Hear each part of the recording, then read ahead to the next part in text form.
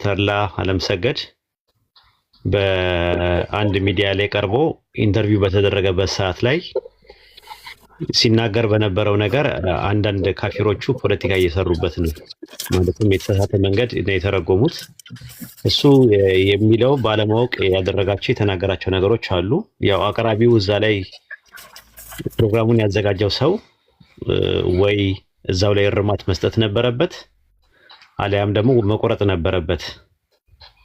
እና ተራ እንደምታውቁት 3 ወር ወይ 4 ወር ህፃን ነው፣ ገና ልጅ ነው። በዲንም ላይ እንትንም ነው መሰረታዊ ነገሮች እስልምና አንድ ሰው እስልምና ለመግባት እስልምና ሙሉ ለሙሉ ጥንቅቅ አድርጎ ማወቅ አይጠበቅበትም። ምክንያቱም እስልምና በጣም ባህር ነው፣ ሰፊ ነው እንደምትመለከቱት። ስለዚህ ቀስ ብሎ የሚያደግ ነገር ነው እና እሱ እስልምና እንዲቀበል ያደረጋቸው መሰረታዊ ነገሮች አሉ፣ እነሱ አሉ። በተጨማሪ አንዳንድ ነገሮች የማያውቃቸው ነገሮች አሉ። እሱም ያለው እስልምና የተፈጥሮ ሃይማኖት ነው የሚለው አልገባኝም። የተፈጥሮ ከሆነ ለምን እቀበለዋለሁ? አሁን ይሄ ነገር እንትን ይሉልኛል፣ ወንድሞች ያጠሩልኛል። እሱን ኡስታዝ ወይድም ኡስታዝ ሰላም እና ኢምራንም እና ኢብራሂምም ያጠሩልኛል ይሄን ጉዳይ ብሎ ነው ያለው። አንደኛ ነገር ቢቆረጥ ጥሩ ነበር ያለኝ ማለት ነው። ሌላ ደግሞ 72 ሴት ምናምን ካፊሮች ይላሉና ለሞክድ ለማድረግ ወይም ለመበሻሸቅ ይጠቀሙበታል። እኔ ግን 72ም ቢሆን ምንድነው ችግሩ? እሱ ከሌለ እንደውም ምናምን ብሎ ያለበት አለ። 72 ሴት የሚለውስ ራሱ ضعيف ሐዲስ ነው ወይ የሚለው ነገር እሱንም እናያለን። ሌላው እንደምትመለከቱት የሐዲስ ጉዳይ ተነሳው አለ ለማለት የፈለገው ኢንተንሽናሊ ቁርአን ነው እያነበብኩኝ ያለሁት። ሐዲስ የሚባለው ግን ضعيف ሰሂህ ምናምን ነገር የሚባል ነገር ስላለ ከዛ አንፃር ይሄ እዛ አልዳፈርም ገና ነኝ በእውቀት ለማለት ነው የፈለገው። ግን አጋጣሚ ሆኖ ያፎ ለምታ ሆኖ ያው አንዳንድ ነገሮችን መስጊድ ውስጥ የተለያየ ነገሮች ትምህርቶች አሉ፣ ሐዲስ ነው ያለያያቸው ምናምን የሚል ነገሮች አሉ። እሱ መቆረጥ ይችሉ ነበረ። ይሄ ልጅ አሁን ምንም ነገር ቢናገር ገና አዲስ ነው። አዲስ ወደ እስልምና የመጣ ሰው ነው፣ መማር አለበት። እየተማረ ነው፣ እያነበበ ነው። እንደገና ደግሞ የተለያዩ ኡስታዞችም እያገኙት ነው ያለው። ስለዚህ እርማቱን ያው አደባባይ ላይ እርማት ያው በግል ብናወራም ግን አደባባይ ላይ እንትን ነው ደግሞ ኦፕን ነው። እንደዚህ ዝም ብሎ ሪጂድ የሆነ ሰው አይደለም። የምር ለመናገር አዳማጭም ነው፣ ምክርም የሚቀበል ነው፣ ሐሳብ የሚቀበል ነው። ኦፕን ነው። ጭንቅላቱ ክፍት ባይሆን ኖሮ እስልምናንም የመቀበል እንትን አይኖረውም ነበረ።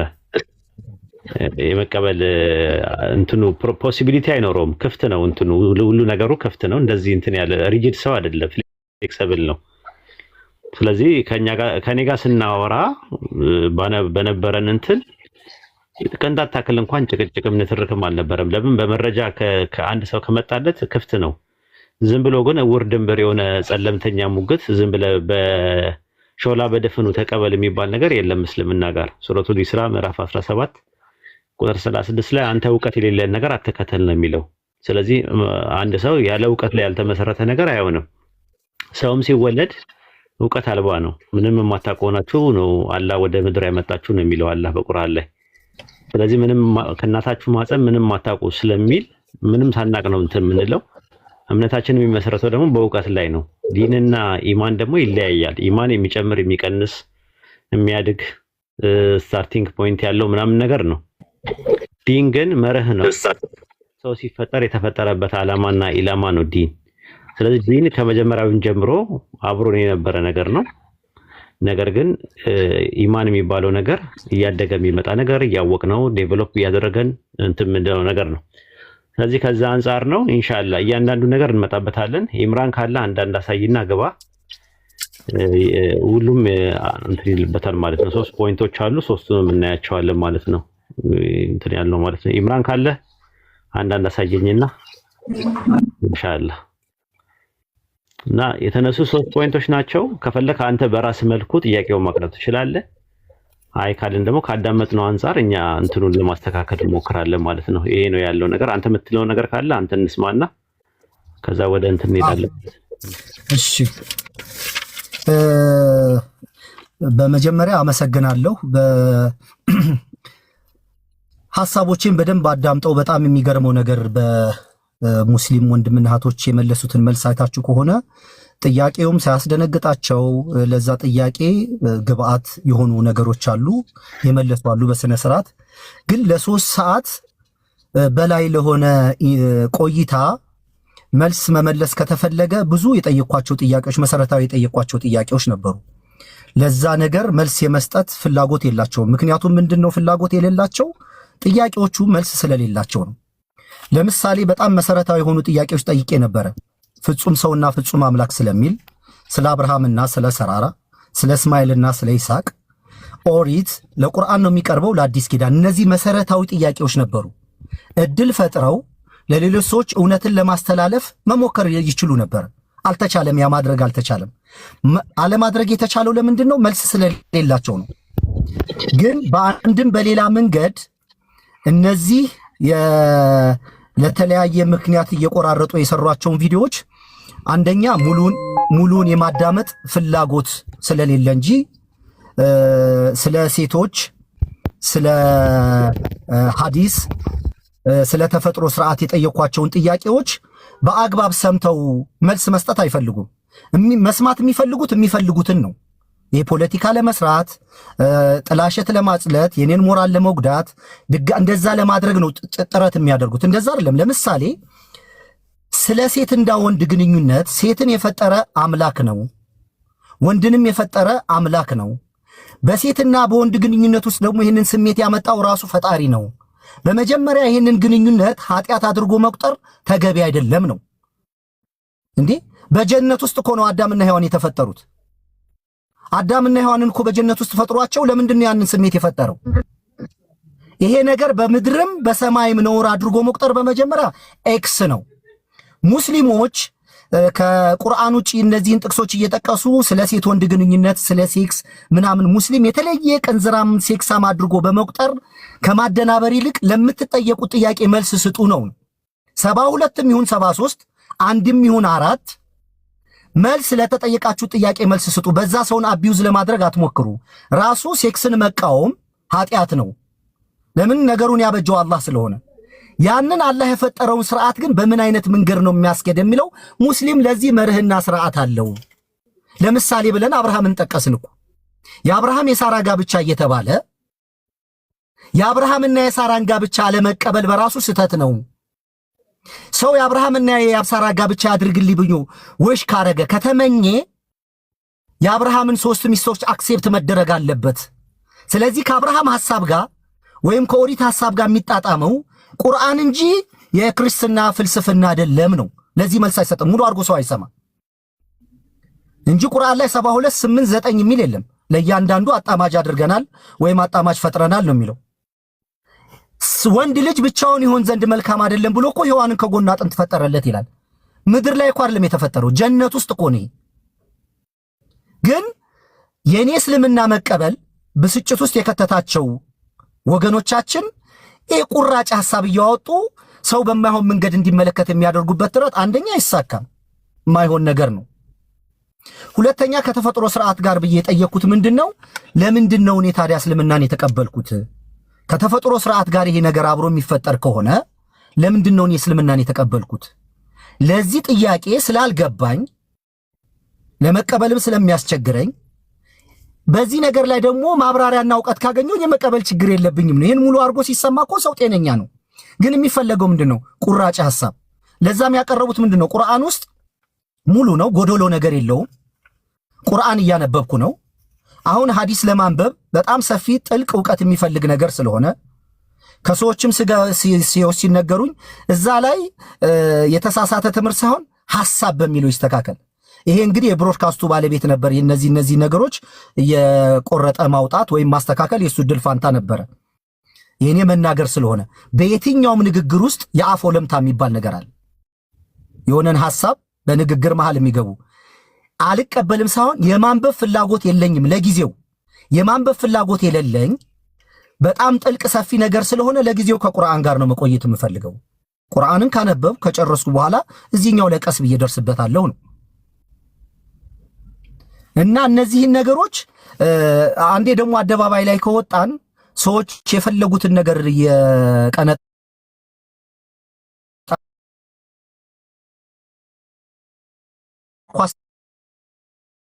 ቅብብልም አልፈልግም። ኳስ መጫወት የምፈልገው እኔ ከሚያቅ ከሚያስተውል ከሚረዳ ሰዎች በጎ ነገር ለመስጠት የሚፈልግ ሰውን ከወደቀበት ማንሳት የሚፈልግ የተሻለ ነገር የሚያወራ እውነትን የሚፈልግና በእውነት የሚኖር ሰው ጋር ነው እኔ ውይይት የምፈልገው እንጂ እነዛ እንትን እየሰሩ ፎሎና ገንዘብ ለመቸርቸር ለሚያደርጉት ወንድሞች መልስ አልሰጥም። እንደዛ አይነትም ስለንቦና የለኝም። ሁለተኛ በሚደረገው ግርግር ተድላን ትንፋሽ ማሳጣት ነው እንጂ አትሊስት እኔ እኮ ወታደር ነበርኩኝ። እድሜም ከ50 በላይ ነው። ብዙ ይሄ ኤክስፒሪየንስ አለኝ። በእንደዛ አይነት ግርግር እስልምናን ጥያቄ ውስጥ አላስገባም። እስላም ነኝም ብዬ ለመናገር አራፍልም። ሙስሊም ነኝ ብሎ በአደባባይ ማውራት እኮ ከዚህ የበለጠ ጣፋጭ ቃል ምን አለ? በአላህ ዘንድ የተወደደ ንግግር ምን አለ? ስለዚህ በእስልምና ስለማላፍር እስላም ነኝ ሙስሊም ነኝ ብዬ መናገር አላቆምም። ቅድም ኡስታዝ እንዳለው ገና 3 ወሬ ነው። ብዙም ማቃቸው ብዙም መማራቸው ብዙም ለምዳቸው ነገሮች አሉ።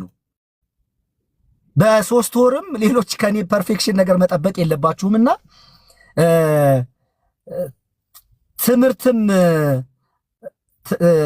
ትምህርት ስንማማር ቅንነት በተሞላበት መንገድ ካልሆነ እኮ ምንም ጥቅም የለውም። እኔ እዚህ ማህበራዊ ሚዲያ ላይ 5-6 ዓመት ሊሆነኝ ነው። ከማህበራዊ ሚዲያ በአላህ ስም ነው የምምለው 5 ሳንቲም ተጠቅሜ አላቅም። የመጠቀም ፍላጎት የለኝም። ሰዎች እንዲነቁ እውነትን እንዲያውቁ ነው። ስለዚህ ጥያቄ ካላችሁ አሁንም ለሌሎች ወንድሞች እድል ከመስጠቴ በፊት ለጠየኳቸው ጥያቄዎች መልስ መልሱ። አስፈላጊ ባልሆነ ጥቅም በሌለው መንገድ ላይ ጥርስ ከማፋጨት ለነዛ ላስቀመጥኳቸው ጥያቄዎች መልስ ብትሰጡ እኛም መልስ እንሰጥ ነበር። ግን ጉዳዩ ነውር እየተደረገ እየተቆጠረ ይሄ ሰው የሚባዛበትን የህይወት ስርዓት ነውር እየተደረገ እየተቆጠረ መጠጥ ቤት ከፍተን ሴተኛ ዳሪ አድርገን ስር ለስር ዙሪያችንን እየተሾረኮለኩን ከሴት ቂጥ አንወጣም ማለት ነገሩን ያደርጉታል፣ እንደገና ይጸየፉታል። ስለዚህ እኛ ባልፈጠርነውና ባልወለድነው ነገር ላይ አላህ ባዘጋጀው ስርዓት ውስጥ ኮምፕሌን ማቅረብ አንችልም ነው እንጂ 72 73 አንድ እኮ 12500 ብሎ እኮ ደግሞ ቪዲዮ ሰራ። 12000 ይሁን 1000 8000 ይሁን ጉዳዩ ምንድነው ነው? ለዛ ነገር ማብራሪያ አይሰጡም ለማለት ነውና ብዙ ግራ የሚያጋባ እኔም በእስልምና ግራ የምጋባ እንዲሁም መደነግጥ መብረከረክ ሰውም አይደለሁም። ማላቃቸው ነገሮች ነፍ ነገር አሉ። ያማቃቸው ነገሮች ወንድሞች ሲነግሩን ደግሞ ማስተካከል ግዴታ ነው ብዬ ስለማምን ነው። መቀጠል ይቻላል ኡስታዝዬ።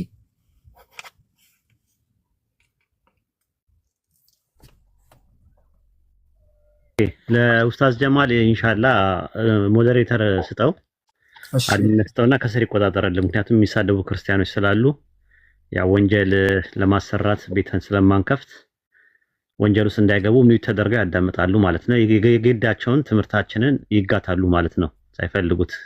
ሲሳደቡ ግን ወንጀል ውስጥ እንዳይገቡ ጥንቃቄ እናደርጋለን ማለት ነው። ከዛ አንፃር ነው መጀመሪያ ያው የተነሳው ነገር ጀነት ውስጥ መጠናዳት ወይም ደግሞ መዘወጅ የሚባል ነገር አለ የሚለው ትምህርት ያው መጽሐፋቸውን ስለማያውቁት ነው አንተም እንዳልከው ማለት ነው። ዘፍጥረት ምዕራፍ 1 ቁጥር 27 ላይ ወንድና ሴት አድርጎ ፈጠራቸው ነው የሚለው። ወንድና ሴት የሚለው የስጋ መደብና የስጋ አንቀጽ ነው። ራሱ ተቃራኒ ጾታን የሚያመለክተው ዘፍጥረት 2:18 ላይ እንደዛ ነው። ያህዌ አምላክ አለ ሰው ብቻውን ይሆን ዘንድ መልካም አይደለም፣ የሚመች ረዳት ልፍጠርለት ነው የሚለው። የዕብራይስጡም እንደዛ ነው። እንግሊዘኛውም አዲሱ መደበኛ ትርጉሙ ልፍጠርለት ብሎ ነው ያስቀመጠው። ዘፍጥረት 2:22 ላይ እንደዛ ነው። ያህዌ አምላክ ከአዳም የወሰዳትን አጥንት ሴት አድርጎ ሰራት ነው የሚለው። ወንድና ሴት የሚለው ከመነሻውኑ ነበረ። በጀነት ውስጥም እያሉ ወንድና ሴት የሚባል ነገር ነበረ። እንደው መጽሐፈ ኩፋሌ ምዕራፍ 4 ቁጥር 6 ላይ እንደ ኦርቶዶክስ ትምህርት ወይም ደግሞ እንደ ጁብሊ መጽሐፍ እርሱም አዳምም ምን አለ ከኔ ከባሏ ተገኝታለችና ይቺ አጥንት ከአጥንቴ ስጋዋ ከስጋ ናትና እርሷ ሚስት ሁነኛለ ይላል።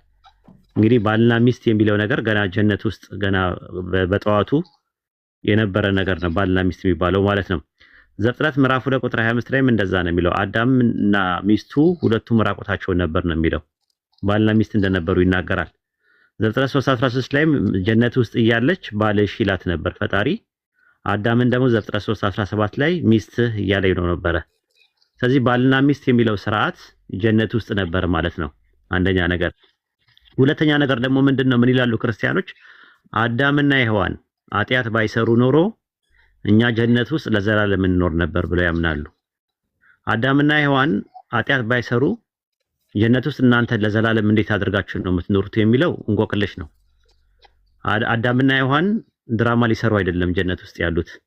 አዳምና ሔዋን ባልና ሚስቶች የሆኑት ወይም ኤግዚቢሽን አይደለም የተሰራላቸው። ተራክቦ እንዲያደርጉ የባልና የሚስት ወግ የሚባለውን ነገር እንዲያደርጉ ተደርገው የተፈጠሩ ፍጥረቶች ናቸው።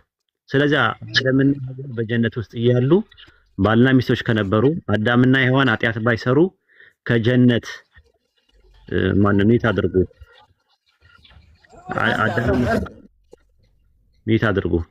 አዳምና ሔዋን በጀነት ውስጥ እያሉ እነሱ ተራክቦ ካላደረጉ እናንተ መቀጠል አትችሉም ማለት ነው። ስለዚህ አዳምና ሔዋን በገነት ውስጥ እያሉ ኃጢአት ባይሰሩ ኖሮ እኛ ለዘላለም በገነት ውስጥ ኖር ነበር ይላል። እኛ ምን ትለው ማንን ነው? ተርላን ነው? ወይደን ነው? አውኪን ነው? ማንን ነው እያልክ ያለው? እኛን ካለ እኛ እንዴት ብለን እንመጣለን ስንል የግድ ተራክቦ የሚባል ነገር በተፈጥሮ የተቀመጠ ነገር እዛ ውስጥ እንዳለ የሚያሳይ ነገር ነው። ሌላው በተረፈ በጀነት ውስጥ 72 ምናምን የተባለው ነገር ሁልጊዜ የሚያጨውት ነገር አለ። ሐዲሱ የሚገኘው ኢብኑ ማጃ መጽሐፍ 37 ሐዲስ 238 እና በጃሚዓ ተርሚዚ መጽሐፍ 38 ቁጥር 40 ላይ ነው። ሁለቱም ضعيف ነው ሐዲሱ። ሁልጊዜ የሚያጨውት እንትን የሚሉት ማለት ነው። ضعيف የሆኑ ሐዲሶች ደግሞ አቂዳና ፊቅህ የማይመሰረትበት መርዱድ ነው እንጂ መቅቡል አይደለም በእስላም አስተምሮት ማለት ነው። ስለዚህ በጀነት ውስጥ መጠናዳት አለ። አዎ 72 ግን የሚለው ሐዲስ ضعيف ነው ሲጀመር ከነመነሻው። ያንን ነው ራሳቸው ጀነት ውስጥ ምን ችግር አለው ታዲያ መጠናዳትና መዘወጅ ካለ ምን ችግር አለው? ጥሩ ነገር አይደለም ወይ? ማጣፈጫ አይደለም ወይ ሲል አይ ይሄ ነገር እንዴት ነው 72 ማለቱ ነው ብለው የተረጎሙበት አተረጓጎም ትክክል አይደለም። ይህንንም እርማት የጋራ እርማት ሁላችንም ወስደንበታል ማለት ነው። ይሄ በእንትን ደረጃ ማለት ነው ያወራንበት ነገር ነው ማለት ነው። ወደ ሁለተኛው ምናልባት አይ ቲንክ እኔ ብቻዬን እንዳላወራ ወንድሞችም ስላሉ የሐዲሱ ጉዳይ ላይ ነው የተነጋገርነው። ሐዲስ የሚባለው ነገር እሱ ለማለት የፈለገው ሐዲስ በጣም ሰፊ ነገር ነው። የትኛው ضعيف የትኛው ሰሂህ የትኛው ሐሰን የትኛው እንደሆነ እኔ ምንም አውቀው ነገር የለም። ስለዚህ እዛ ቦታ ላይ አልነካካም፣ እውቀቴ አነስተኛ ነው ለማለት የፈለገው። ከ250 ዓመት በኋላ ነው ምናምን የሚሉ ነገሮች ስህተቶች አሉ። ያንንም ያው ይታረማል። ማንኛውም ሰው ስህተት ከሰራ ይታረማል ማለት ነው። ያንን መሆን የነበረበት እንደ እንትን ሚዲያ ላይ ያቀረበው ሰውዬ እውቀቱ ካለው መልስ ቢሰጠው፣ እውቀቱ ከሌለው ደግሞ ያን ፓርት ቢቆርጠው። የሆነ መነጋገሪያ አጀንዳዎች መነጋገሪያ እንትኖች እየተፈለጉ ሚዲያ ላይ ሲሳይ መሆን ጥሩ አይደለም። ከዚህ በፊትም በዘፈን ጉዳይ ላይ አይተናል፣ በሂጃብ ጉዳይ ላይ አይተናል። ዝም ብሎ ሚዲያ ይሙቅ እንጂ ሰው ላይ የሚፈጠረውን ፈሳድ፣ ሰው ላይ የሚፈጠረውን ኔጌቲቭ ኢምፓክት እየታየ አይደለም ራሱ ማለት ነው። ሚዲያ ላይ ያሉ ሰዎች ሚዲያቸውን ነው የሚያስቡት እንጂ ስለ ዲን የሚጨነቅ ሰው ምናምን አይደለም።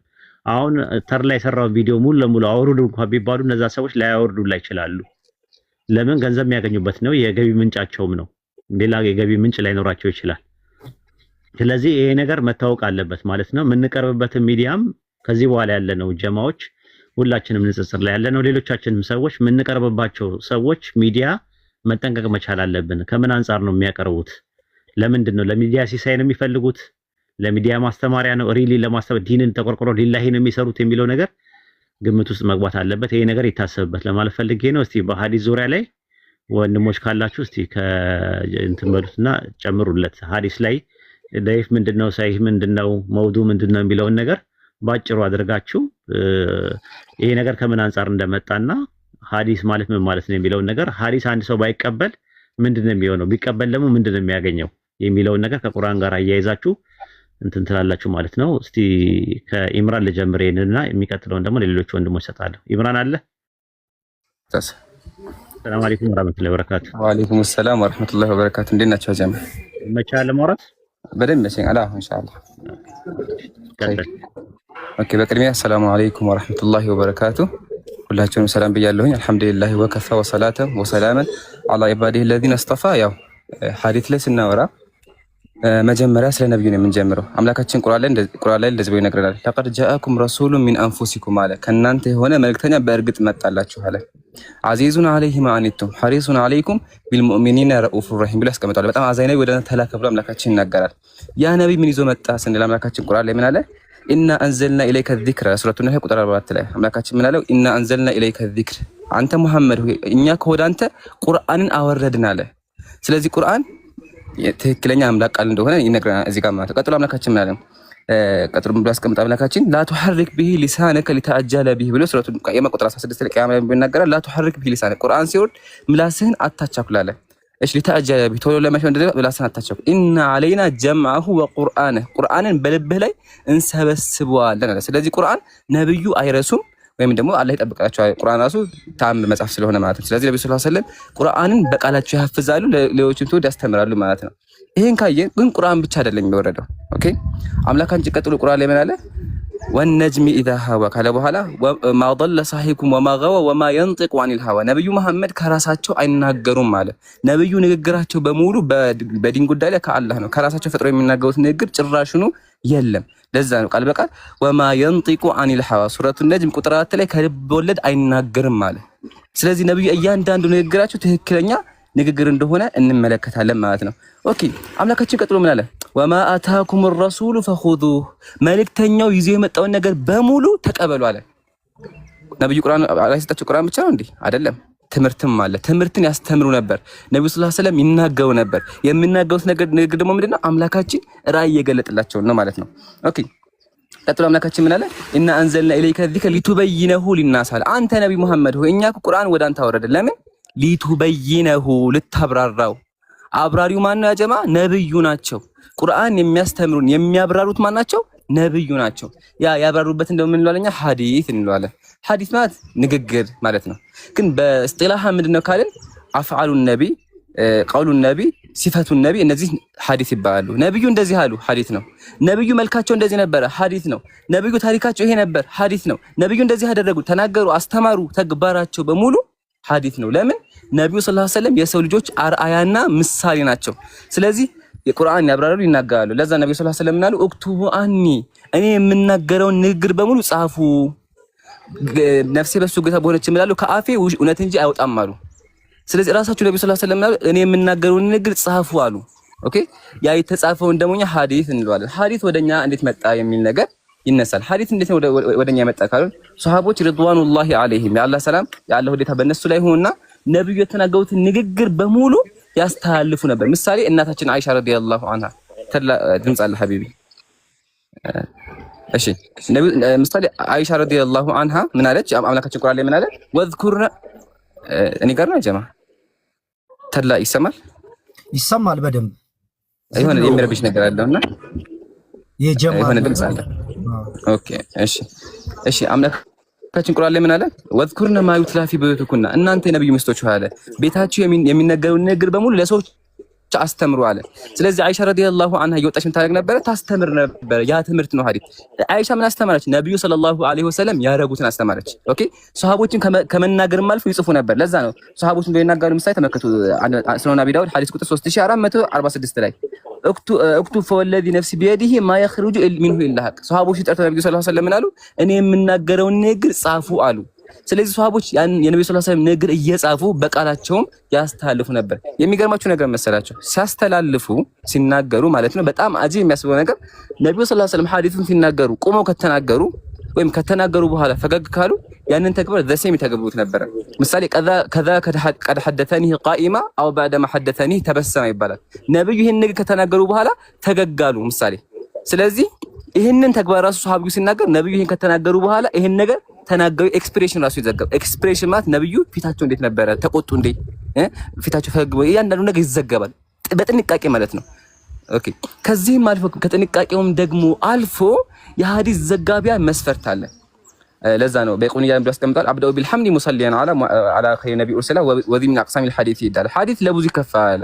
አወሉ ሐሰሂህ የመጀመሪያ ሰሂህ ነው አለ ወህወ መተሰል አለ ነብዩ ጋር የደረሰ ነው አለ። ለምን አምላካችን ቁርአን ላይ ምን አለ? ኢዛ ጃአኩም ፋሲቁን ቢላይ ፈተበየኑ አለ። አንድ ነገር ወደ እናንተ ከመጣ አጣሩ አለ። ይሄ ነው ሐዲስ፣ ይሄ ነው ሙስጠለህ الحديث አጀማ። ቁርአን ላይ አምላካችን ምን አለ? ኢዛ ጃአኩም ነበውን ፈተበየኑ አንድ ዘገባ አንድ ወሬ ወደ እናንተ ከመጣ ያንን ወሬ ቼክ አድርጉ አጣሩ አለ።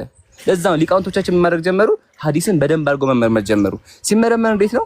አንድ ሐዲስ ትክክለኛ ደግሞ መስፈርት አለው። አንደኛው ምሳሌ ነው ያለሁኝ እኔ ማን ነገረኝ፣ እኔ ማን ነኝ፣ ስብዕና እንዴት ነው? ስብዕና ሲባል እስልምናን ወክላለሁኝ ወይስ አልወክልም? ሼክ ነበር አልነበረም? እያንዳንዱ ነገር ይዘገባል። ከዛ ከተዘገበ እኔ ከማን ሰማሁኝ? እያለ እኔ የምዘግብለት ሰው ታማኝና ትክክለኛ ሰው ነው። ታማኝ ብቻ አይደለም ያጀማ ታማኝ ብቻ ሳይሆን ሱና የሚተገብር ነው። ጽዮን የሚላችሁ ከሆነ ሐዲሱ ضعيف ነው የሚሆን አይቀበልም። ወዳውን ተዋለ ለምን ሱና እየተገበረ አይደለም። ሱናን የሚተገብር ታማኝ የሆነ ሰው መዘገብ አለበት እያለ ነብዩ ጋር መድረስ አለበት። አያችሁ አይደለ?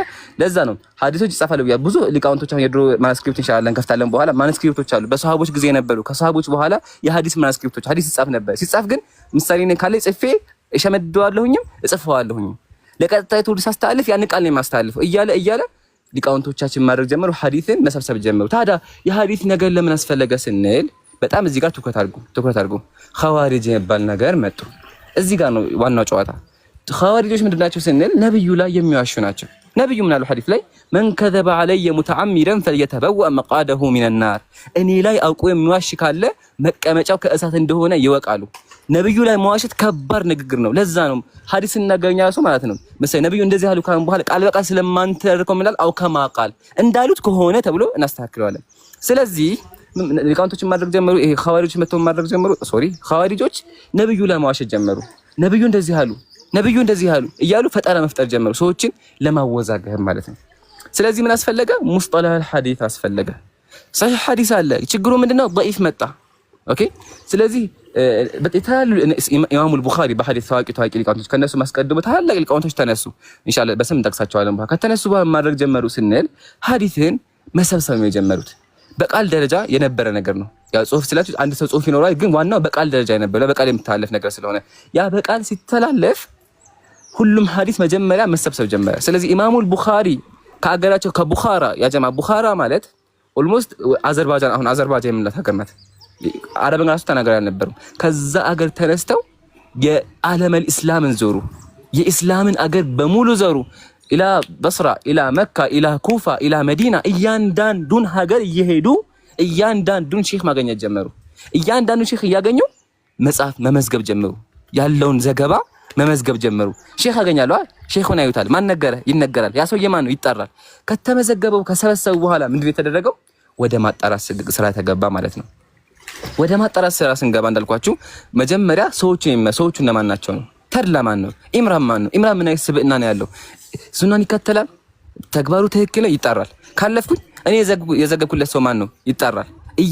እያለ ነብዩ ጋር መድረስ አለበት። መሀል ላይ ከተቋረጠ ምሳሌ እኔ ያለሁኝ ከኔ አባቴን ባላገኘው ወይም ደግሞ አንድ ሰው ባላገኘው ማለት ነው ከየት ሰማሁ ባለው ገባችሁ? ስለዚህ ምን መሆን አለበት? ግዴታ እኔ ያንን ሰውዬ ማግኘትም ከሱ መስማትም ሸርጥ ነው።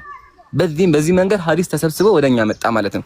ስለዚህ ሰሂህ ሐዲስ ከሆነ እንቀበለዋለን። ማለትም ከነብዩ መምጣቱ የተረጋገጠ ከሆነ መመለስ አንችልም። ለዛ ነው አምላካችን ቁርአን ላይ ነብዩ የተናገሩት ነገር ተቀበሉ ብሏል። ኦኬ። ስለዚህ ግዴታ የነብዩን ንግግር መቀበል ስላለብን እያንዳንዷን ነብዩ ያሉት በሰሂህ መንገድ ተዘግቦ ከመጣ መቀበል ግዴታችን ነው። የትኛውም ሙስሊም ካልተቀበለ በተዘዋዋሪ ነብዩ ሰለላሁ ዐለይሂ ወሰለም እንት ትክክል አይደለም ብሎ እየተናገረናል። ለምን አምላካችን ነብዩ ከራሳቸው አይናገሩም ካለ፣ ነብዩ ቁርአን አብራሩ ካለ፣ ከቁርአንም አልፎ ደግሞ ነብዩ ንግግራቸው ትክክል ነው ካለ፣ ያ ንግግር ከነብዩ መምጣታቸው ከተረጋገጠ መቀበል ግዴታችን ነው። ነገር ግን ምሳሌ ይሄ ሐዲስ ባዘው ضعيف ሐዲስ ራሱ ወረበል ከአባላችኋለሁ የመጽሐፍ ቅዱስን 1% ያክል ضعيف ሐዲስ ራሱ ምሳሌ አጀማ ተድላን አውቀዋለሁ ምሳሌ አይደለ? ተድላን ባቀው ተድላ ምሳሌ የሆነ ሱናን የማይከተል አንዲት ነገር አጉድፎ ከሆነ አንቀበለው። ምሳሌ እኔ ኢምራን ስናገር የሆነ ተስተት ያለብኝ የመርሳት ችግር ካለብኝ ታማኝ እንኳን ሁኜ በቃ ሐዲስ ضعيف ነው የሚሆነው። ይሄን ያክል ጥንቃቄ የሚደረገው ይሄን ያክል ጥንቃቄ ተደርጎ የመጣ ነው። ቀጥሎም ደግሞ ሐዲስ ሙተዋቲር ነው። አጂብ የሚያስብላችሁ ነገር አንድ ሐዲስ ብታጣሩ ወረብል ከአባ ከመቶ በላይ ሰው የሚዘግበው አንድ ብቻ አይደለም። እኔ አሁን ምሳሌ አንድ ኢማሙ አልቡኻሪ ገቡና ሰርች አድርገው አንድ ሐዲስ ያ ሐዲስ ብቻ ከ10 ጊዜ በላይ ከገሌ የተባለ ይመጣል። ይሄ ሐዲስ ትክክለኛ እንድንሆን ያደረገ ሙተዋቲር ደረጃ የሚደርስበት ሙተዋቲር ضعيف ሐዲስ ራሱ ያ ጀማ በብዙ መንገድ ይዘጋል። ስለዚህ እሱም ራሱ ብዙ ማጣሪያዎች መስፈርቶች አሉት ነውና ضعيف ሐዲስ ራሱ ያ ጀማ ያው ከነብዩ መምጣቱ አልተረጋገጠም ቢባልም መስፈርቱ እንደ መጽሐፍ ቅዱስ መስፈርት የመጽሐፍ ቅዱስ ጻፊ አይታወቅም። የተለያዩ መጽሐፎች ግን የضعيف ሐዲስ ሰዎች ታውቀውም እንኳን ማለት ነው በትንሽ ችግር በቃ ضعيف ነው የሚሆነው። ለምን ነብዩ ላይ እንደዚህ ቀልድ የለማ። እስልምናችን ቀልድ አያውቅም። እያንዳንዱ ነገር መምጣቱን ማጣራት ለዛ አምላካችን ተላ ሐዲስ እናገመናለ اذا جاءكم نبأ فتبينوا አንድ ዘጋ ወደ እናንተ ከመጣ አጣሩ ፈተበየኑ ተብይን ያስፈልጋል። እርግጠኛ መሆን አለብን። በዚህ መንገድ አልহামዱሊላህ እስልምናችን እስካሁን ድረስ ደርሷል። ጥያቄያችን የሚሆነው ያው አይ ቲንክ በቂ ነው አይደል? ያ ጀማ ቆይ አንድ ሐሳብ ይቀኛ፣ ግን በጣም አረዘምኩ መሰለኝ። በጣም ይቅርታ። ኢንሻአላህ ጨምሩና ደግሞ አንዲት ነገር ትቃለች። ኢንሻአላህ መጨረሻ እናገራታለሁ። እንትን ኡስታዝዬ ወይም ኢምራን ከይቅርታ ጋር ክሊር የሆነ ሜሴጅ ብታስተላልፍልኝ። አንድ መቀበል ግዴታ ነው ግዴታ አይደለም ወይስ ደግሞ ሐዲስን በመቀበል እና ባለመቀበል የሚመጡ ቅድም ኡስታዝ እያለ ነበር። አንድ ሙስሊም ሐዲስን በመቀበል የሚያገኘው ነገርና ባለመቀበል የሚያመጣው ጉድለት፣ ሁለተኛ ነገሩን መቀበል ግዴታ ነው ግዴታ አይደለም፣ ከቁርአን ጋር ያለውን ዝምድና እያደረክ ተናገር ብሎ ነበር። ምናልባት ሚስ አድርገው ከሆነ ቁርአን በራሱ በቂ ስላልሆነ ነው ሐዲሱ እንደ ማብራሪያ የተጠቀመው እንድንጠቀምም የተደረገው ወይስ እንዴት ነው? እዚህ ጋር ለሌሎችም ለኔም ክሊር የሆነ ሜሴጅ ብታስተላልፍ ወይም አንተ ወይ ኢንሻአላህ። አይ ኡስታዙ ነው ይቀጥላል። አይ እኔ የሐዲስ መጀመር ጀመብዬ ነው ኢንሻአላህ። አሁን ደግሞ መቀበሉ እንዴት ነው የሚለው ኢንሻአላህ እኔ ድበታል። ለዛ ነው አንድ ፖይንት ይቀር ያለኩት ኢንሻአላህ። ቀጥሉ ኡስታዙ ነው። አዎ ግን እንትኑን እኮ እንትን ብሏል ጠቅሷል። ምናልባት እንደዚህ ጥቅላዊና ሰፋ ያለ ነገር ስለነበረ በደንብ አላስተዋልነውም ሊሆን ይችላል እንጂ ጠቅሷል ማለት በሱረቱል አሽር ምዕራፍ 59 ቁጥር 7 ላይ መልእክተኛው የሰጣችሁን ነገር ተቀበሉ፣ የከለከላችሁን ነገር ተከልከሉ ነው የሚለው አላህ በቁርአን ላይ። በሱረቱ ኒሳ ምዕራፍ 4 ቁጥር 59 ላይም የሚያጨቃጭቅ ነገር ሲኖር የሚያከራክር ነገር ሲኖር ወደ አላህ እና ወደ መልእክተኛው መልሱት ይላል። ወደ አላህ ሲባል ወደ ቁርአን ነው፣ ወደ መልእክተኛው ሲባል ደግሞ ወደ ሐዲስ ነው ማለት ነው። አላህ በቁርአን ውስጥም አወረደ ብሎ ያለው ኪታብ ብቻ አይደለም ጥበብንም ነው ሂክማንም ነው ያወረደው። ኪታብ የተባለው ቁርአን ነው፣ ሂክማ የተባለው ደግሞ የረሱል ሰለላሁ ዐለይሂ ወሰለም ሐዲስ ነው ማለት ነው። በቁርአንና በሐዲስ መካከል ያለው ልዩነት ምንድነው? ቁርአን መልእክቱም ቃሉም ያላህ ነው። ሐዲስ ደግሞ መልእክቱ ያላህ ነው፣ ቃሉ ወይም ደግሞ አነጋገሩ ስልት ያነጋገሩ ዘይቤ ወደ ቃላቱ በአጠቃላይ የረሱል ሰለላሁ ዐለይሂ ወሰለም ነው፣ የተወዳጁ ነብያችን ነው። ይሄ ነው ልዩነቱ ማለት ነው። ልዩነቱ ቁርአን የአምላካችን ያላ ንግግር ነው፣ በመላእክቱ ጅብሪል አማካይነት የመጣ ነው። ከዛም ባሻገር ደግሞ ሲቀራ ኢባዳ የሚፈጸምበት ነው። ለረሱል ሰለላሁ ዐለይሂ ወሰለም የተሰጠ ተአምርም ነው። አላህ እንደሚጠብቀው ቃል የገባለት ነገር ነው። ሐዲስ ደግሞ የረሱል ሰለላሁ ዐለይሂ ወሰለም ተአምር ተደርጎ የተሰጠ አይደለም። አላህ እንደሚጠብቀው ቃል አልገባለትም። ከዛም ባሻገር ደግሞ ያንን ነገር ሐዲስ በማንበቡ በውስጡ ባለው ህግጋት በመተግበር አጅር ይገኛል እንጂ በማንበቡ በእያንዳንዱ ፊደል አጅር አይገኝበትም ማለት ነው። ልዩነት አላቸው። ወደዚህ ወደ 10 ወደ 12 የሚደርሱ ልዩነት አላቸው። በሐዲስ መቀበል ግዴታ ነው አንድ ሙስሊም ረሱል ሰለላሁ ዐለይሂ ወሰለም የተናገሩትን በአቂዳና በፊቅህ ጉዳይ ላይ ማለትም በመሰረታዊ በአንቀጸ እምነት ላይና በአተገባበር ዙሪያ ላይ የተናገሩት ነገር ከልብ ወለድ ስለማይናገሩ እሳቸው የተናገሩትን ነገር መቀበል አንድ ሰው ሙስሊም ግዴታው ነው። ባይቀበል የረሱል ሰለላሁ ዐለይሂ ወሰለም ሪሳላ ሙሉ ለሙሉ አልተቀበለም ተብሎ ነው የሚፈየደው ማለት ነው። ኢንሻአላህ ኢምራን ከመመለስ በፊት ለሳላ እድሉ ልስጥና በዚህ ዙሪያ ላይ የሚጨምርበት ነገር ካለ ጀምርና አንተ ደግሞ ታጠቃልበታለህ፣ ማጠቃለያ ትሰራበታለህ ማለት ነው ኢንሻአላህ። ወንድም ሳላ ሰላም አለይኩም ሰላም ወራህመቱላሂ ኡስታዝ። እሺ ሁላችሁንም ሰላም ብያለሁ። ተርላ ከላይም ከታችም ያላችሁ ሙስሊም ወንድም እህቶች፣ እሺ በዚህ ርዕስ ላይ ያ ኡስታዝ ዋሂድም ወንድም ኢምራንም ሰፋ አድርገው አብራርተዋል። በአጭሩ አንድ ሙስሊም ሐዲስ መቀበል ላይ ግዴታ አለበት ወይስ የለበትም ለሚለው ግዴታ አለበት ነው። ይህም የጌታ አምላካችን ትእዛዝ መሆኑን ቅድም የተጠቀሰው አንቀጽ አለ። እሱም በምዕራፍ 59 ቁጥር 7 ላይ ወማ አታኩም ረሱሉ ፈኹዙሁ ነው። መልእክተኛው የሰጣችሁን ማንኛውን ነገር ያዙት ነው ያለው። መልእክተኛው በዋነኛነት ሁለት ነገሮችን ሰጥተውናል። አልይም እንደተናገረው ከመልእክተኛው ሁለት ነገራቶች ቀርተዋል አለ። አንደኛው ቁርአን ነው፣ ሁለተኛው ደግሞ ሱና ነው። ስለዚህ ወማ አታኩም ረሱሉ ፈኹዙ ብሎ የተናገረው አላህ ነው፣ ቁርአን ላይ ነው ያለው። መልእክተኛው የሚሰጣችሁ ነገር ተቀበሉ ብሎ ያዘዘው ማን ነው? አላህ ነው። መልእክተኛው ስንት ነገር ሰጥቶናል? ሁለት ነገር ሰጥቶናል። አንደኛው ቁርአን ነው፣ ሁለተኛው ደግሞ ሱናውን ነው። ስለዚህ ሁለቱንም ነገር መያዝ የጌታ አምላካችን ትእዛዝ ነው። አላህ ያዘዘውን ነገር ደግሞ መቀበል ከአንድ ሙስሊም ላይ ወይ ደግሞ በአንድ ሙስሊም ላይ ግዴታ ሆኗል ነው። ወማ አታኩም ረሱሉ ፈኹዙ ወማ ነሃኩም አንሁ ፈንተሁ አለ። መልእክተኛው የሰጣችሁን ነገር ያዙት፣ መልእክተኛው የከለከላችሁን ነገር ደግሞ ተከልከሉ ብለዋል። ስለዚህ መልእክተኛው አንድ ነገር የሚያዘው በቁርአን አይደለም። ቁርአን ላይ የሚያዘው የሚከለክለው አላህ ነው። መልእክተኛው የሆነን ትእዛዝ የሚያስተላልፈው በሐዲስ ነው። መልእክተኛው የሆነ ነገር የሚከለክለው በሐዲስ ነው። ቁርአን ላይ ተናጋሪው የትእዛዙ ባለቤት ራሱ አላህ ነው። ስለዚህ የነቢዩ ንግግር የእሳቸውን አስተምሮ ክልከላዎችንና ፍቃዶችን የምናገኘው በሐዲስ ላይ እንጂ በቁርአን ላይ አይደለም። ቁርአን የጌታ አምላካችን ቃል ብቻ ነው። ወማ አታኩም ረሱል ፈኹዙ ሲባል ይህን የነቢዩን ሱና ያመላክታል ነው። ቁርአን ላይ አንድ የምናገኘው ነገር አለ። ምዕራፍ 2 ሱረቱል በቀራ ቁጥር 151 ላይ ከማ አርሰልና ፊኩም ረሱለን ሚንኩም የትሉ ዐለይኩም አያቲና ወዩዘኪኩም ወዩዐሊሙኩሙል ኪታበ ወልሕክማ ወዩዐሊሙኩም ማ ለም ተኩኑ ተዕለሙን የሚል ነገር አለ። መጽሐፍን ጥበብን የሚያስተምራችሁ መጽሐፍንና ጥበብን የሚያስተምራችሁ ይላል። ስለ ነቢዩ ሙሐመድ ይናገራል። አላህ ምን አለ? መጽሐፍንና ጥበብን የሚያስተምራችሁ።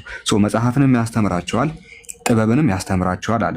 መጽሐፍ የተባለው ያው ቼክ ማድረግ እንችላለን ተፍሲሮቹ ማብራሪያዎቹን። ወዩዐሊሙሁል ኪታብ ሲል ወሁወል ቁርአን ወልሕክማ ሲል ወሂየ ሱና ይላሉ። ጥበብ የተባለው ሐዲስ ነው። ምክንያቱም ቁርአን ውስጥ የምናገኘው ጥበቡ ሁሉ ነገር ትምህርቱም የአላህ ነው።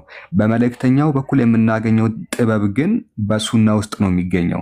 ስለዚህ ይህንን ጥበብ ደግሞ የምናገኘው ሐዲስ ውስጥ እስከሆነ ድረስ ሐዲስን መቀበል ከአንድ ሙስሊም ላይ ወይ ደግሞ በአንድ ሙስሊም ግዴታ ነው።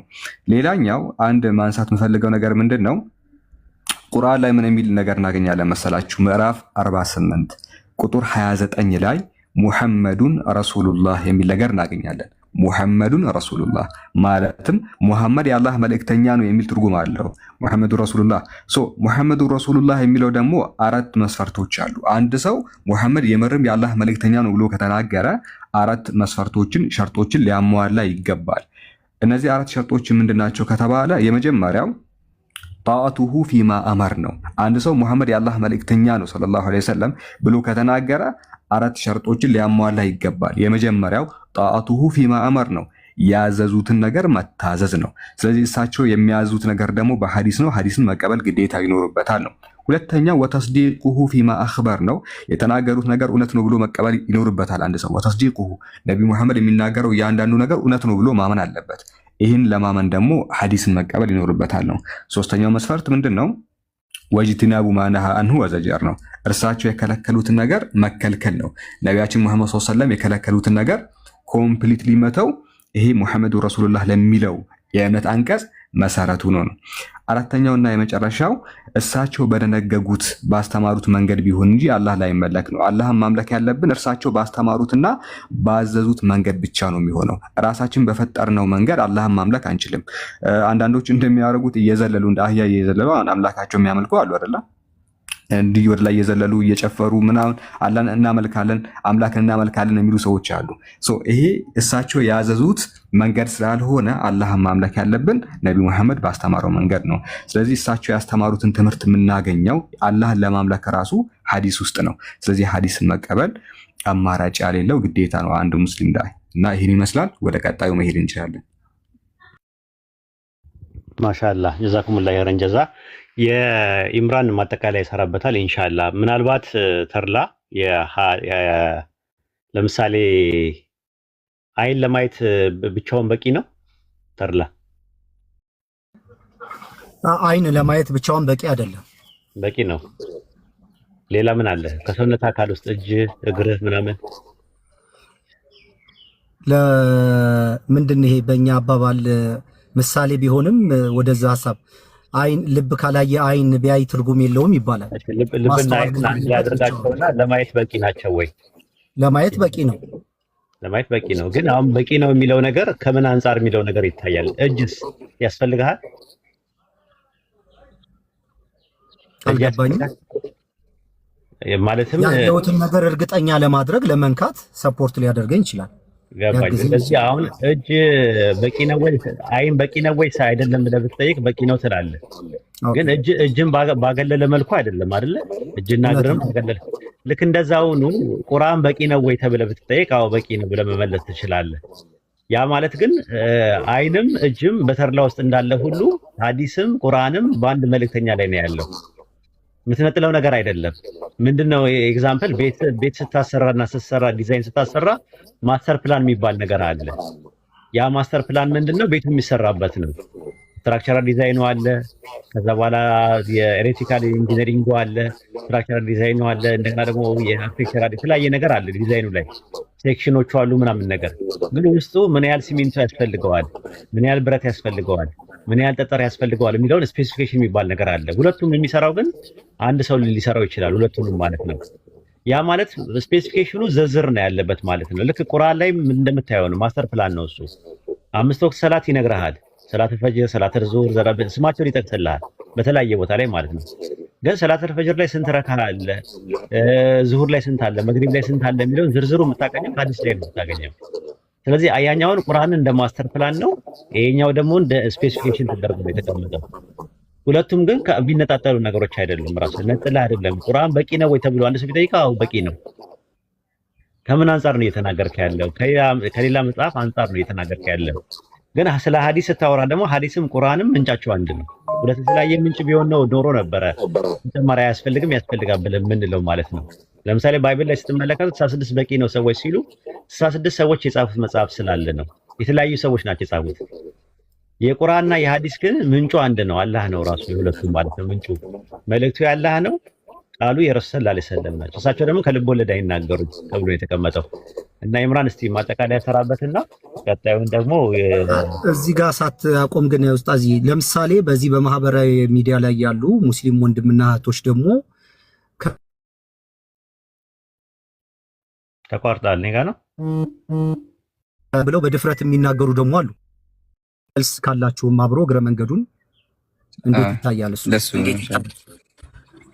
አሁን እነሱ ሙስሊሞች አይደሉም ሲጀመሩ የወጡ ናቸው፣ የከፈሩ ልጆች ናቸው። አንደኛ ነገር ማለት ነው። በአጠቃላይ ቁርአን ለ1400 ዓመት ቁርአን ከመጣበት ጊዜ ጀምሮ ቁርአን ሐዲስን አንቀበልም የሚል ሙስሊም የለም ራሱ። አሁን ነው በቅርብ ጊዜ ግብጽ ውስጥ አንድ ሰው ተነስቶ ሐዲስ አያስፈልግም ብሎ ቁርአንያ ወይም ደግሞ ቁርአኒስት የሚባል ግሩፕ አሜሪካን ሀገር ሄዶ የመሰረተ ሰው አለ። በኋላ ላይ ሰውየው ራሱን መልእክተኛ ነኝ አለ። መጨረሻ ላይ ለምን መልእክተኛ አይመጣም የሚል ሐዲስ ላይ ስላለ መልእክተኛ አይመጣም ከረሱል ሰለላሁ ዐለይሂ ወሰለም በኋላ የሚላክ መልእክተኛ የለም የሚለው ነገር ስለተቀመጠ ከዛ ጋር የሱ ክሌም እንዳይነካበት ስለፈለገ ሐዲስ አልቀበልም አለ። የሱን ተከትለው ነው ቁርአንያ የሚባሉ ሰዎች የመጡት ማለት ነው። ኦልሬዲ ሄሬቲክስ ነው እሱ። ሙስሊሞች አንላቸውም፣ ሄሬቲክስ ነው። እና የሱን ምናልባት አንዳንድ ሰዎች ለየት ብሎ ለመታየት አንድ ልጅ አለ ለየት ብሎ ለመታየት ስለሚፈልግ ያንን የነሱን አይዲዮሎጂ ይዞ ሲያወራ ስትሰማው ምናልባት ልትሰማው ትችላለህ። ግን የምጠይቀው ጥያቄ በታሪክ ዘመን ውስጥ ለ1400 ዓመት መሀል ላይ ተነስተው ሐዲስ አያስፈልግም ብለው ያሉ ከሰለፎች መካከል ያሉ ሰዎች አሉ ወይ ብለህ ጥያቄ ብጠይቀው የለም ራሱ በታሪክ ውስጥ። ስለዚህ ከኛም በኋላ የሆነ ሰው መጥቶ የሆነ ነገር ሊል ይችላል። ያ ማለት ሙስሊም አጠቃላይ ሙስሊሙን ይወክላል ማለት አይደለም። እና ከዛ አንፃር ብትመለከተው ጥሩ ነው። አይ ቲንክ ኢምራን ማጠቃለያ ያሰራበትና ኢምራንም ሰላም የሆነ ነገር ማለት ያለ የፈለገ ይመስለኛል።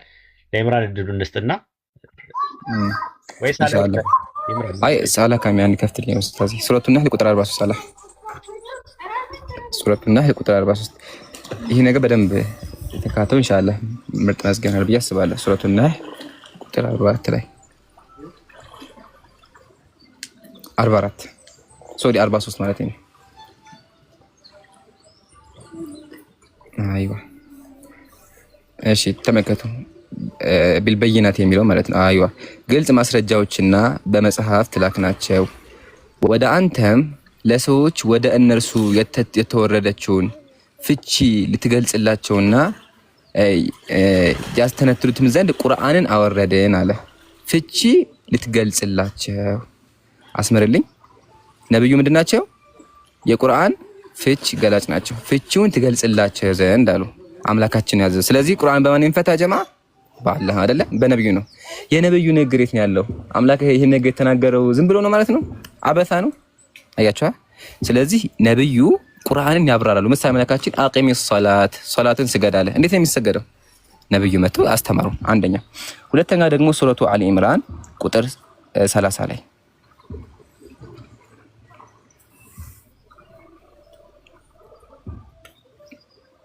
በላቸው አለ። አሁን ይሄን በደንብ አዳምጡ።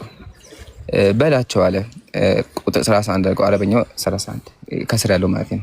በላቸው ቁል ኢን ኩንቱም ትሒቡነ አላህ እናንተ ሰዎች ሆይ አላህን የምትወዱ ከሆነ ፈተቢዑኒ እኔን ተከተሉኝ ዩሕቢብኩሙላህ አላህ ይወዳችኋልና ኃጢአታችሁንም ለእናንተ ይምራል አለ። ስለዚህ ሙስሊሞች ማድረግ አለብን። ያ ጀማ ኮሜንት ጻፉ። ማድረግ አለብን ነብዩን መከተል። አምላክ ነብዩን ተከተሉኝ በላቸው አለ። ስለዚህ ማድረግ አለብን የአምላካችንን ቃል ሰምተን መከተል አለብን። ማሻአላህ። የማይከተል ሰው ምንድነው እንመልከታ። የማይከተል ሰው ደግሞ ሱረቱ ኒሳ ቁጥር 13 ላይ እስቲ የማይከተል ሰው ምን ያጋጥመዋል እንመልከት። ሱረቱ ኒሳ እሺ እነዚያ የአላህን ውሳኔዎች ናቸው አላህንና መልእክተኛውን የሚታዘዙ ሰዎች ማንና ማንን አላህን በምን በቁርአን መልእክተኛውን ሐዲስን እሺ የሚከተሉ ሰዎች አለ የሚታዘዙ ሰዎች ከስሮቻቸው ወንዞች የሚፈሱባቸው ገነቶች በውስጣቸው ዘውታሪዎች ሲሆኑ ያስገባቸዋል አለ። ስለዚህ አላህና ነብዩ የሚከተል ካለ የት ይገባል ጀማ? አሁንም ኮሜንት ጻፉ። ጀነት ይገባል፣ ገነቶችን ትገባላችሁ አለ። የማይከተል ሳላህ የማይከተል ያው አላህና መልእክተኛውን ከስር አላህና መልእክተኛውን የሚያምጽ ውሳኔዎቻቸውንም የሚያስተላልፍ በውስጧ ዘውታሪ ሲሆን የት ይገባል? እሳት ይገባል። ዘጋም በቃ። ይሄን የተናገረው ማን ነው? አምላካችን። ወመን የዕሲላህ አላህን የሚያምጽ በቁርአን ወረሱለህ ነብዩን የት ይገባል? እሳት ይገባል። በቃ ከእሳትም አልፎ ጥመት ነው። ያ ጀማ ጥመት ነው። ጥመት ደግሞ እንመከስ ሱረቱል አህዛብ ቁጥር 36 ሱረቱል አህዛብ ቁጥር 36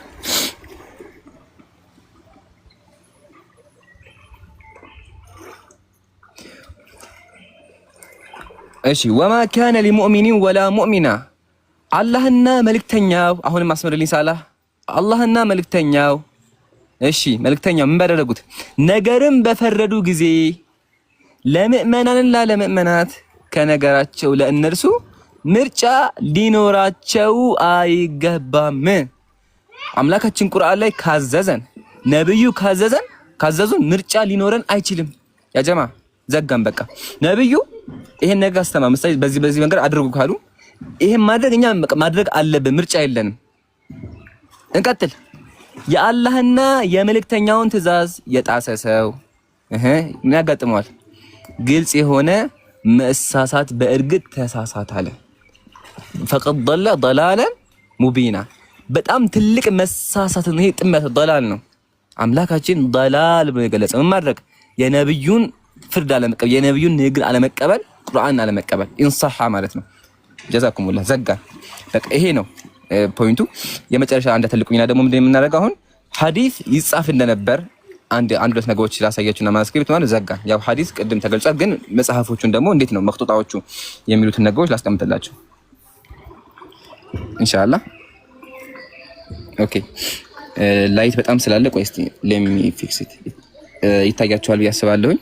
ላይት አለ አሁን ጥራት የለውም ለዛ ነው። አሁን እነዚህ የምትመለከቷቸው ኦልሞስት 1000 ዓመት ያሳለፉ ኩቱቡል ሐዲስ ናቸው። የሐዲስ መጽሐፎች ናቸው። ሐዲስ የተጻፉባቸው ይሄው ኢማሙል ቡኻሪ መጽሐፍ ነው።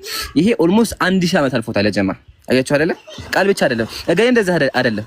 ያ የነብዩ ንግግር ኦልሞስት ከትንሽ በሰነድ ከመጣ በኋላ ተሰንዶ ተቀምጧል። ኢማሙል ቡኻሪ ረህመቱላሂ ዐለይሂ ሐዲስን ጽሑፍ ይገርማቸዋል። ለእያንዳንዱ ሐዲስ 2 ረካዓ ይሰግዳሉ። መካ ላይ ተቀምጠው ባይዘዊ መካ ብትሄዱ መስጂዱል ቡኻሪ አሁን ድረስ አለ። ተቀምጠው እያንዳንዱን ሐዲስ በደንብ እያጣሩ አንድ ያው ሁልጊዜ ታውቁታላችሁ አንድ ታሪክ የወር ያክል መንገድ ኢማሙል ቡኻሪ ረህመቱላሂ ዐለይሂ ተጉዘው ያንን ሁላ መንገድ ሐዲስ ይዘግቡ ማለት ነው። ያንን ሁላ ተጉዘው ሲሄዱ ምን እያደረገ አገኙት? ፈረሱን እያታለለ ባዶ ሳህን አድርጎ እንደዚህ እንድመጣለት ያታላታል። ይሄን አዩና ምን አሉ? ለፈረሱ ያልታመነ የነብዩ ሐዲስ ላይ እንዴት አምነዋለሁ አሉ። ሰውየው እኮ ለመያዝ ነው፣ ግን በቃ እየዋሸን ያለው ባዶ ሳህን ነው። ይሄን ያክል ጥንቃቄ ያለበት ነው። አንድ ታላቅ ሼክ አሉ። ታላቅ ሼክ ራሱ ሲመዘው ለሆቴ የሚመዘውት በምን ከሸመገሉ በኋላና ከመሸምገላቸው በፊት ይባላል። ምሳሌ በጣም ታላቅ አሊሞች ምሳሌ መሐመድ ኢብኑ ኢስሐቅ ማለት ያ ጀማ ኦልሞስት 2ኛ ሴንቸሪ አካባቢ የነበረ ሙአሪኽ ሙሐዲስ ነው። ኢማም ቡኻሪ ሐዲስን ዘገበውለታል። ግን ሲዘገቡለት ይገርማቸዋል። እሱ ሰውዬ ራሱ ሐዲሱ ለመዘገብ ምን ያስፈልገዋል? ሐደተና ቃል በቃል ሐደተኒ ነገረኝ ብሎ እርግጠኛ ሆነበት ነው እንጂ አን ካለ የለም በቃ አና ነው ከገሌ ካለ ወደዛ ሄደ በቃ የለም። ታላቅ ሼክ ነው። በጣም ትልቅ መምህር ነው። ሙሐዲስ ነው። ሙአሪኽ ነው። በጣም የታሪክ መጽሐፎች አሉት። አክቹአሊ የነብዩን ታሪክ ጽፏል። እንደዛ እንኳን ቢሆን ቃል በቃል ኢለም ይصرح بالسماع የለም በቃ መስማቱ እርግጠኛ ከሆነ የለም። ሼክ ናቸው የለም። እሱን ተው እረሱ። ከረሱም የለም መጽሐፋቸው ተቃጠለባቸው መጽሐፍ አላቸው ግን ተቃጠለባቸው የለም እና ሐዲሳችን በዚህ መንገድ ነው እየተጻፈ ይሄው ሙሉ ጉግል ላይ ገብታችሁ ሰርች ብታደርጉ ፒዲኤፍ አለ አያችኋ ይሄ ኢማሙ ቡኻሪ መጽሐፍ ነው ኦልሞስት 1000 ዓመት አሳለፈ እያንዳንዱ ማስክሪፕቶችን ማሳየት እንችላለንና ከቃልም አልፎ በዚህ መንገድ ተዘግቧል የሚለውን እንድትመለከቱ ነው ጀዛኩሙላህ በቂ ነው ብዬ አስባለሁ ተፈضሉ ኢንሻአላህ ሰላም አለይኩም ኢምራን ወንድማችን ሰላም እንዲሁ በተመሳሳይ ጀዛከላህ ኸይረን ጀዛ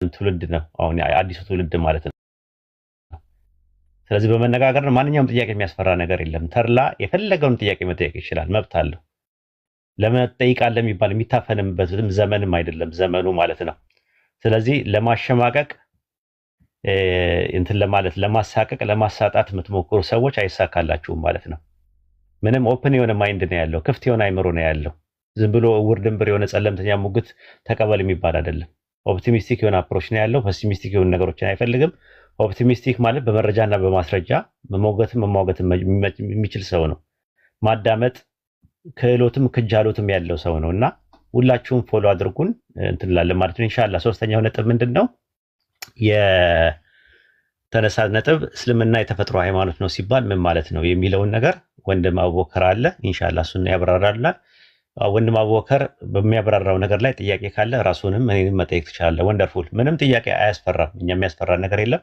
ኢንሻአላህ ሰላም አለይኩም ወራህመቱላሂ ወበረካቱ ኡስታዝ አቡበከር ወአለይኩም ሰላም ወራህመቱላሂ ወበረካቱ ጀዛኩሙላህ አላህ Subhanahu Wa Ta'ala ባወራችሁት በተናገራችሁት ባስረዳችሁት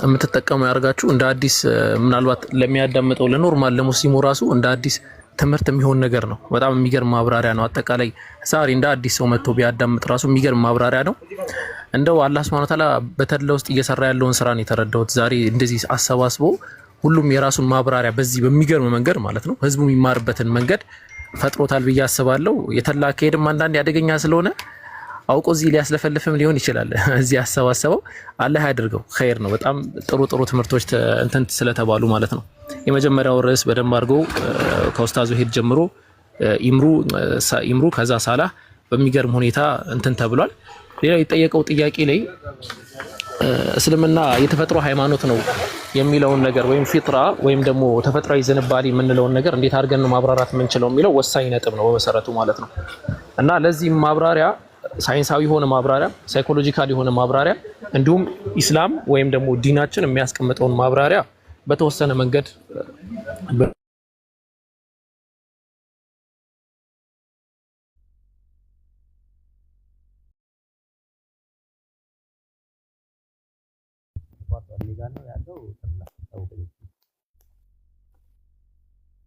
አቡኪ ተቋርጧል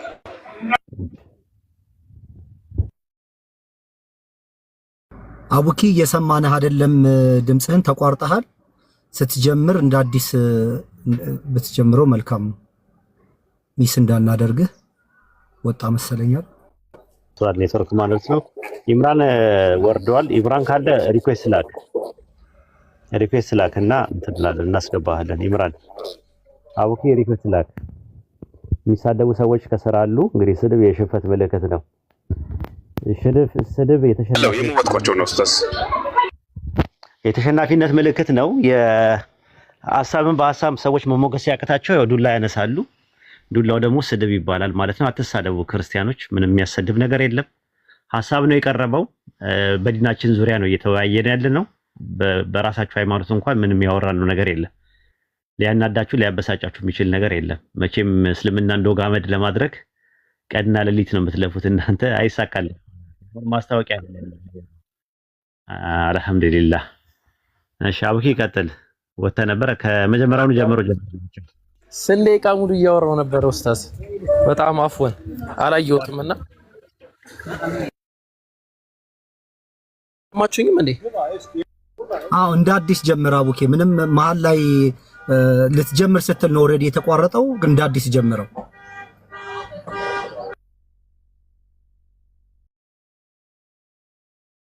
ኢንሻአላህ እሺ ኢንሻአላህ ለኸይር ነው ያው የመጀመሪያ ኢንትሮይንድ ስላደረኩኝ ወደ ሐሳቡ ነው ቀጥታ ምገባው ማለት ነው ሐሳቡ ላይ ያስቀመጥኩት የሆነ ነጥብ ነበር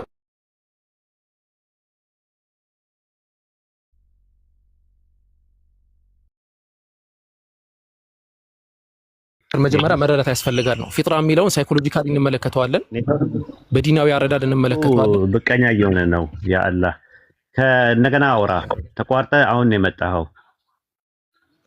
እሺ ኮፒ ሊንክ እሺ ኡስታዝ ኮፒ ሊንክ ይደረግና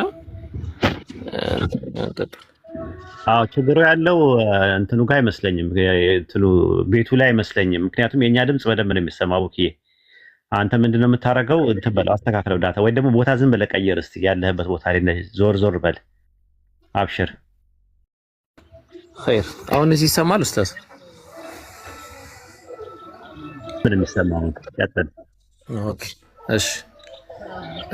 ስለዚህ ፊጥራ የሚለውን ነገር ሳይኮሎጂካሊ ሳይንሳዊ በሆነ መንገድ ኢስላማዊ ደግሞ በሆነ በቁርአንና በሐዲስ መንገድ ልንረዳው ነው የምንሞክረው ማለት ነው፣ አላህ በፈቀደው ያክል። መጀመሪያ ማወቅና መረዳት ያለብን ነገር ፊጥራ ብሎ ማለት ራሱ ምን ማለት ነው? ምክንያቱም ያነሳው ጥያቄ ስለነበረ ማለት ነው። ፊጥራ ብሎ ማለት ወደ ኋላ በመልሰህና ተድላ በእናትህ ማህፀን ውስጥ ወይም ደግሞ በእናትህ ሆድ ውስጥ ሳለ እጅ የሚባል ነገር አላህ Subhanahu Wa Ta'ala ፈጥሮልሃል ወይም ያን ቅርጽ ሰጥቷል። እና በዛ ሰዓት ያ እጅ ለምን ነው የሚጠቅመኝ ብለህ በእርግጠኝነት ትጠይቃለህ። ምን ያደርግልኛል ትላለህ በዛ ሰዓት ማለት ነው። ግን የሚጠቅመህ ለወደፊት የሆነው ህይወት ነው። ስለዚህ እጅ እንደሚጠቅመው ሁሉ ፊጥራ የሚባለውም ነገር ያ ነው ወይ እንደዛ ነው ወይ የሚለው ነው የመሰረታዊ ጥያቄ ማለት ነው። ልክ ጆሮ ምናምን እንደሆነው ለኛ ተደርጎ የሚሰጠን ነገር ነው ወይ ነው ጥያቄው። መልሳችን አዎና አዎ ነው የሚሆነው። ግን መረዳት የሚያስፈልገው ነገር አለ። ብዙ ጊዜ አጽንኦት ሰጥቶትም ስለማንገነዘበው ነው። ነብዩ መሐመድ ሰለላሁ ዐለይሂ ወሰለም በሐዲስ ላይ ጅብሪል መጥቶ ኢስላም ማለት ምን ማለት ነው ሲላቸው ኢስላም ብሎ ማለት አንተ ሸሃዳ ላ ኢላሃ ኢላላህ ወአነ ሙሐመደን ረሱሉላህ ወቱቂመ ሰላተ ወቱእቲ ዘካህ ብለው ነው ያስቀመጡት። ዘካን መስጠት፣ ጾምን መጾም፣ ሰላትን መስገድ፣ አላህን አንደኝነት መመስከርና የነብዩ መሐመድ ሰለላሁ ዐለይሂ ወሰለም ነብይነት የኔም ነብይነት መመስከር ነው ብለው ነው ያስቀመጡት። ያንን ነው ወይ ያለን ያለ ነው የሚለውን ግን መገንዘብ ያስፈልጋል። እኛ ህፃን ልጅ ገና ሲወጣ አላሁ አክበር እያለ አሽሀዱ አን ላ ኢላሃ ኢለላህ አሽሀዱ አነ ሙሐመደን ረሱሉላህ እያለ ይወጣል እያለን አይደለም። የኢስላምን ኮንሴፕት ማወቅ ያስፈልጋል። ለዛም ኢስላም የሚለውን ትልቁን ማዕቀፍ ዓም የሚባለውን የኢስላም ክፍል በሁለት አይነት መንገድ መረዳት እንችላለን ማለት ነው። አንደኛው ከውንይ ብለን የምናስቀምጠው ነገር አለ፣ አልኢስላሙል ከውኒ ወይም ኢራደቱል ከውኒያ ብለን እናስቀምጠዋለን። ሁለተኛው ደግሞ አልኢስላሙ ሸርዒ ወይም ደግሞ ኢራደቱ ሸርዒያ ብለን ልናስቀምጠው እንችላለን ማለት ነው። በኢራደቱል ከውኒያ ወይም ኢስላም አልከውኒይ ብለን በምንጠራው ይሄ አጽናፈ ዓለምን አጠቃላይ የአጽናፈ ዓለማዊ ፍላጎት ብለን ልናስቀምጠው እንችላለን። በዛ ሁኔታ እኔ ተድላ አይደለንም። ክርስቲያኖች፣ ሙሽሪኮች፣ መጁሶች፣ ጣዖት አምላኪያን ዓለም ላይ ያለ ሰው በሙሉ ሙስሊም ነው። ማስረጃ ከቁርአን አላህ ቁርአን ላይ ወለሁ አስለመ መን ፊ ሰማዋት ወልአርድ ጠውዐን ወከርሃ ለአላህ ለእርሱ ለአላህ ሱብሓነሁ ወተዓላ በሰማይ በምድር ያለ ሁሉ በእርሱ ውስጥ ያለ ሁሉ በውድም በግድም ለአላህ ሱብሓነሁ ወተዓላ የታዘዘ ነው ይለዋል። የአረብኛውን አንቀጽ የአረብኛውን ቃል ብትመለከተው አስለመ ነው የሚለው። አስለመ ነው፣ ታዛዥ ነው፣ ሙስሊም ነው። ለየትኛው ለአላህ ሱብሓነሁ ወተዓላ ህግጋት፣ ለፀሐይ መውጣት መግባት ለመሳሰለው ነገር ማለት ነው። ከውንይ ብለን እናስቀምጠዋለን። ሁለተኛው ደግሞ ሸርዒይ ብለን የምናስቀምጠው ደግሞ አለ። ሸርዒይ ብለን የምናስቀምጠው ለአላህ ሱብሓነሁ ወተዓላ ፈጽሙ ብሎ ያስቀመጠልን ነገር፣ ሰላት ስገዱ ብሎናል። እናንተ ያመናችሁ ሰዎች ሆይ አቂሙ ሶላህ፣ ሰላትን ስገዱ፣ እውነትን ተናገሩ፣ አትዋሹ። እነዚህ ያስቀመጣቸውን ህግጋት ደግሞ ስንፈጽም ይሄ ሸርዒይ ተብሎ ይቀመጣል። ስለዚህ አንድ ሰው በፊጥራ ሲወለድ መጀመሪያ በከውንይ ሙስሊም ነው አንደኛ። ሁለተኛ ደግሞ ፊጥራ ብለን የምናስቀምጠው ነገር አንድ አምላክ አላህ የሁሉ ፈጣሪ የሁሉ አስገኝ ያልተገኘ የሚያስገኝ አንድ አምላክ እንዳለ ማንኛውም ልጅ ሲወለድ በአእምሮ ተቀብሎ ነው እንትን የሚለው ማለት ነው የሚነሳው። ይሄንን ከራሴ ከተፈጥሯዊ እንትን ወይ ደግሞ ስለተመቸኝ ወደ ኢስላም አጠጋግቻ አይደለም ማስቀምጠው ማለት ነው። ምሁራኖች፣ የሳይኮሎጂ ምሁራኖች ዶክተር ባሬት ተብሎ የሚጠራ ግለሰብ ቦርን ቢሊቨርስ የሚል መጽሐፍ ጽፎ ነበረ፣ ወይም ደግሞ ተፈጥሯዊ አማኞች የሚል መጽሐፍ ጽፎ ነበረ በ2012 ላይ ማለት ነው። ያን መጽሐፍ የማግኘት አክሰስ ካላችሁ ብታነቡ ተጠቃሚ ትሆናላችሁ ማለት ነው። እና መጨረሻ ላይ ያስቀመጠው ነገር ምንድነው? ኢማናችሁ እንዲጨምር ነው ይሄንን ታሪክ ምነግራችሁ። ምርምር ከተደረገ በኋላ ኤክስፐሪመንት ከተደረገ በኋላ መጨረሻ ላይ የተገኘው ነገር አንድ ሰው በተፈጥሮ ደረጃ ህፃናት HADD የተባለ በደንብ አስተውሉ፣ HADD የተባለ ምህጻረ ቃል ነው የተሰኘ የአእምሮ ዝግጁነት አላህ Subhanahu Wa Ta'ala ወይም አምላክ አስገብቶ ነው የፈጠራቸው የሚል ድምዳሜ ላይ የደረሱት ማለት ነው። ሃይፐር አክቲቭ ኤጀንሲ ዲቴክሽን ዲቫይስ ተብሎ ይጠራል በመሰረቱ ማለት ነው። ፊጥራ ብለን የምንጠራው እኛ ሲምፕል ይሄንን ነው። አንድ ኤጀንሲ አለ። ኤጀንሲ ማለት የሚያስገኝ ማለት ነው፣ የሚፈጥር ማለት ነው።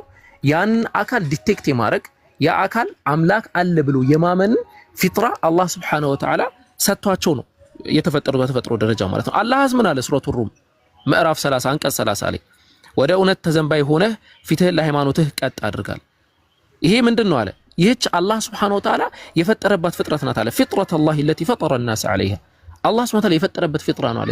ተፈጥሯዊ ዝንባሌ ሰጥቷቸው ነው እንደዛ የፈጠርናቸው ነው አላህ Subhanahu Wa Ta'ala ያስቀመጠው ማለት ነው። ስለዚህ አጠቃላይ የኢስላምን የፍጥራን ኮንሴፕት ስናስቀምጥ በዚህ ደረጃ እያልን ነው። እየሰገዱ ይወለዳሉ የሚል ሐሳብ እያስቀመጥን አይደለም ልጆች፣ ወይም ደግሞ አሽሃዱ አላ ኢላሃ ኢላላህ እያሉ እንትን ይላሉ እያልን አይደለም። ነገር ግን አላህ Subhanahu Wa Ta'ala አንድ አምላክ መኖሩን የመቀበልን ነገር በውስጣቸው ያደርግላቸዋል እያልን ነው። ይሄ ተፈጥሯዊ ዝንባሌ ወይም ደግሞ ፊጥራ ብለን እናስቀምጠዋለን። ነብዩ መሐመድ ሰለላሁ ዐለይሂ ወሰለም ሰሂህ ሙስሊም ሐዲስ ቁጥር 2868 ላይ እንዲህ ብለው ያስቀምጡልናል። ዒያድ በዘገበው ሐዲስ ላይ ማለት ነው። ጌታዬ ዛሬ ካስተማረኝ እናንተም የማታውቁት የሆናችሁን እንዳስተምራችሁ አዞኛል። ምንም ይለውን ለባሪያ የሰጠሁት ገንዘብ ሁሉ ለእርሱ ሐላል የተፈቀደ ነው አላህ Subhanahu Wa Ta'ala። እኔ ባሮቼን ሁሉ ቀጥተኞች አድርጌ ፈጥሬያቸዋለሁ። አረብኛው ቃል ሁነፋ ብሎ ነው የሚያስቀምጣቸው። ሐኒፍ ሆኖ በሐነፍ መንገድ ላይ ፈጥሬያቸዋለሁ ማለት ነው። ነገር ግን ሰይጣናት መጡና ከሃይማኖታቸው አወጧቸው። እኔም ለእነርሱ የፈቀድኩላቸውን እርም አደረጉባቸው። በእነርሱም ላይ ምንም ማስረጃ ባላወረድኩበት ነገር በእኔ እንዲያጋሩ አዘዟቸው ብሎ ነው ያስቀመጠው። የሰው ልጅ ምድራዊ ተፈጥሮ በራሱ ይሄ ፍጥራ የሚለውን ነገር ከዛም አንፃር የሚያብራሩ ዑለሞች ስላሉ ነው። ምድራዊ ተፈጥሮ ራሱ ልክ አደም እዚህ ምድር ላይ ሲመጣ ከሱ ጀምሮ ምንድን ነበረ? ተፈጥሯዊ ዝንባሌው የኢስላም አስተምህሮ ብለን የምናስቀምጠው ነገር ነበረ ማለት ነው። በኋላ ላይ ግን በኑህ ዘመን እኛም እንደምናውቀው ኩሉና ምንድነው የቁርአን አንቀጹ ሱረቱል በቀራ ምዕራፍ 2 አንቀጽ 213 ላይ ኩሉን ምንድን ነበር የቁርአን ካነ الناس امه واحده ብሎ አላህ ያስቀምጣል። ካነ الناس امه واحده فبعث الله نبيين وبشرين ومنذرين እያለ ያስቀምጣል ማለት ነው። መጀመሪያ አንድ ኡማ ነበሩ which is በኢስላም መንገድ ላይ የነበሩ ናቸው። ከዛ በኋላ ቀስ እያሉ እየተለያዩ መጡ ማለት ነው። ስለዚህ ኤጀንሲ እያወራን ነው። ይሄንን የፊጥራን ኮንሴፕት እስልምና ላይ ስናነሳ ስለዚህ ነገር እያወራን ነው። የመጀመሪያው አያደራድርም ብለናል። በከውንይ ደረጃ ሁሉም ሙስሊም መሆኑ አያደራድርም ማንም አካል ማለት ነው። ሸርዒይ ደግሞ የሆነው ደግሞ በዚህ ደረጃ ልናብራራው እንችላለን ማለት ነው። ምናልባት ካለውበት ምናምን ቦታ አንፃር ትንሽ የተዝበራረቀ ነገር ካለ በጥያቄዎች ደግሞ እያደስናቸው እየገነባናቸው እንሄዳለን።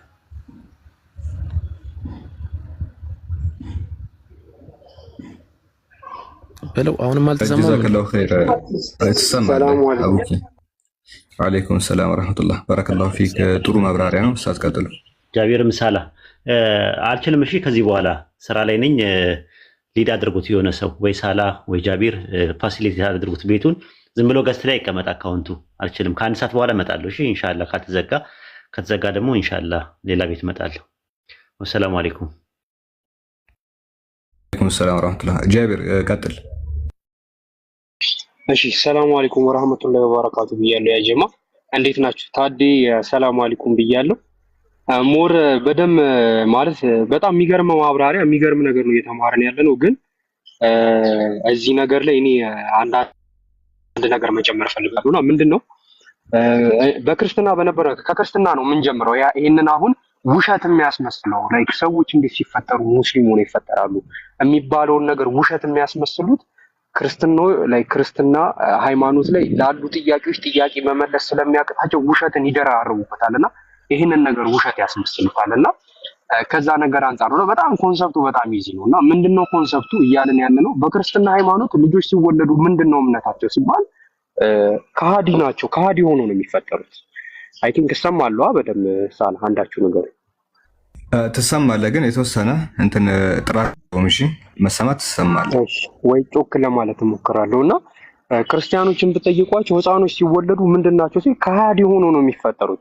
እንደውም በድፍረት ራሱ ልጆች ሳይጠመቁ ከሞቱ በቃ ገሃነም ነው የሚገቡት ሁላ ተብሎ እንደዚህ አይነት ትምህርቶችን ሁላ ሰምተናልና ይሄ ምንድነው ይሄ ስቅለት ጥምቀት ምናምን የሚባለው ይሄ የሰው ፈጠራ የሰው ሰራሽ የሆኑ ነገሮችን በቃ የሆነ ስሜት የሚሰጡ ለማድረግ ከንቱ እንዳይሆኑ ለማድረግ በቃ የማይሆን ነገር ደራርቦ ህፃን ልጆችን ከሃዲ እስከማድረግ ድረስ ምንም በቃ ከሃዲ ምንም በማያውቁት ነገር ማለት ነውና ይሄ ነገር ነው እያደረጉ ያሉትና እኛ ግን ልጆች ሲወለዱ ሙስሊሞች ናቸው ስንል ምንድነው በቃ ሲወለዱ ከሃዲ ሆኖ አይደለም የሚፈጠሩት፣ አማኝ ሆኖ ነው የሚፈጠሩት። ላይክ ያ የፈጠራቸው ፈጣሪ እኛ ፍጥሩንን እሱ ፈጣሪያችን ነው ብለው እዛ እምነት ላይ ነው የሚፈጠሩት። እንደገና ደግሞ እሱ ጌታችን ነን እኛ ባሪያችን ነው እኛ ባሪያዎች ነን የሚለው ኮንሰፕት ላይ እዚህ ኮንሰፕት ላይ ነው የሚፈጠሩት እንጂ ከሃዲ ሆኖ እንዴት ነው የሚፈጠሩት? እኔ በጣም የሚያስቀኝ ነገር ነው። እና ምንድነው ያጀማ ሁላችሁም ፎከስ ማድረግ ያለባችሁ ነገር እስልምና ሃይማኖት ቅድም ከንዊኒና ሸርዒ የሚባል ነገር አለ። ከንዊኒ ማለት እንትን ፊጥራ ወይ ደግሞ ከንዊኒ የሚባሉት ነገሮች ምንድናቸው? ሰዎች በተፈጥሮ ሲወለዱ ከሃዲ ሆኖ አይደለም የሚፈጠሩት፣ አማኝ ሆኖ ነው ያንን አምላክ አማኝ ሆኖ ነው የሚፈጠሩት። እና ካደጉ በኋላ ነው ወይ የሚያስክዷቸው ወይ ደግሞ የሸርዒ ማለት ላይ ህግጋትን መጽሐፍትን የተላኩላቸው መልእክተኞች እንደገና ደግሞ በዛ መልእክተኛ በኩል ከአምላክ የተሰጣቸውን መጽሐፍ አንብቦ ምናምን ነገር የተለያየ የዲን ዕውቀቶችን አካብተው እምነታቸውን የሚያጠናክሩበት ነገር ነውና ምንድነው ነብዩ መሐመድ ወደ ምድር ከመምጣታቸው በፊት በቁርአን የሚተዳደሩ ሙስሊሞች አልነበሩ። ምክንያቱም ቁርአን የሚባለው መጽሐፍ ወይ ደግሞ ፉርቃን የሚባለው መጽሐፍ የመጣው በነብዩ መሐመድ ዘመን ነውና ከዛ በኋላ ያሉ ዘመኖች በቁርአን የሚተዳደሩ ሰዎች ናቸው። ከዛ በፊት ታዲያ ሙስሊሞች አልነበሩም ከሆነ ጥያቄው ሙስሊሞች ነበሩ፣ ግን የየራሳቸው መተዳደሪያ አላቸው። ላይክ በሙሴ ዘመን በተውራት ይተዳደራሉ፣ በዳውድ ጊዜ በዘቡር፣ በኢሳ ጊዜ በኢንጂል ሁሉም በየራሳቸው ጊዜ የሚተዳደሩበት የራሳቸው የሆነ መተዳደሪያ መጽሐፍና የራሳቸው የሆነ መልእክተኛ አላቸው እያልን ነውና አንደኛ ነገር ልጆች ሲወለዱ አማኝ ሆኖ ነው የሚፈጠሩት። ይሄ በጣም ግልጽ ነገር ነው፣ በጣም ግልጽ ነገር ነው። ሌላው ደግሞ በዚሁም አጋጣሚ እስልምና የጀመረው ከነብዩ መሐመድ በኋላ ነው የሚሉ ሰዎች አይ አይደለም፣ ከዛ በፊት ይህንን የዓለማቱን ጌታ ምድርን የፈጠረውን ጌታ የሚገዙ ሰዎች ነበሩ። እነሱ ሰዎች ደግሞ ሙስሊሞች ይባላሉና እነዛ ሙስሊሞች ደግሞ የራሳቸው የሆነ መተዳደሪያ ከአምላካችን ከአላህ የመጣ እንትን መጽሐፍ አላቸው፣ የራሳቸው የሆነ መልእክተኛ አላቸው ለማለት ነው። አይ ጀዛከላሁ ኸይር ጃቢር። ኡስታዝ አበማአውያ እዚህ ላይ የምትጨምሩት ነገር ካለ?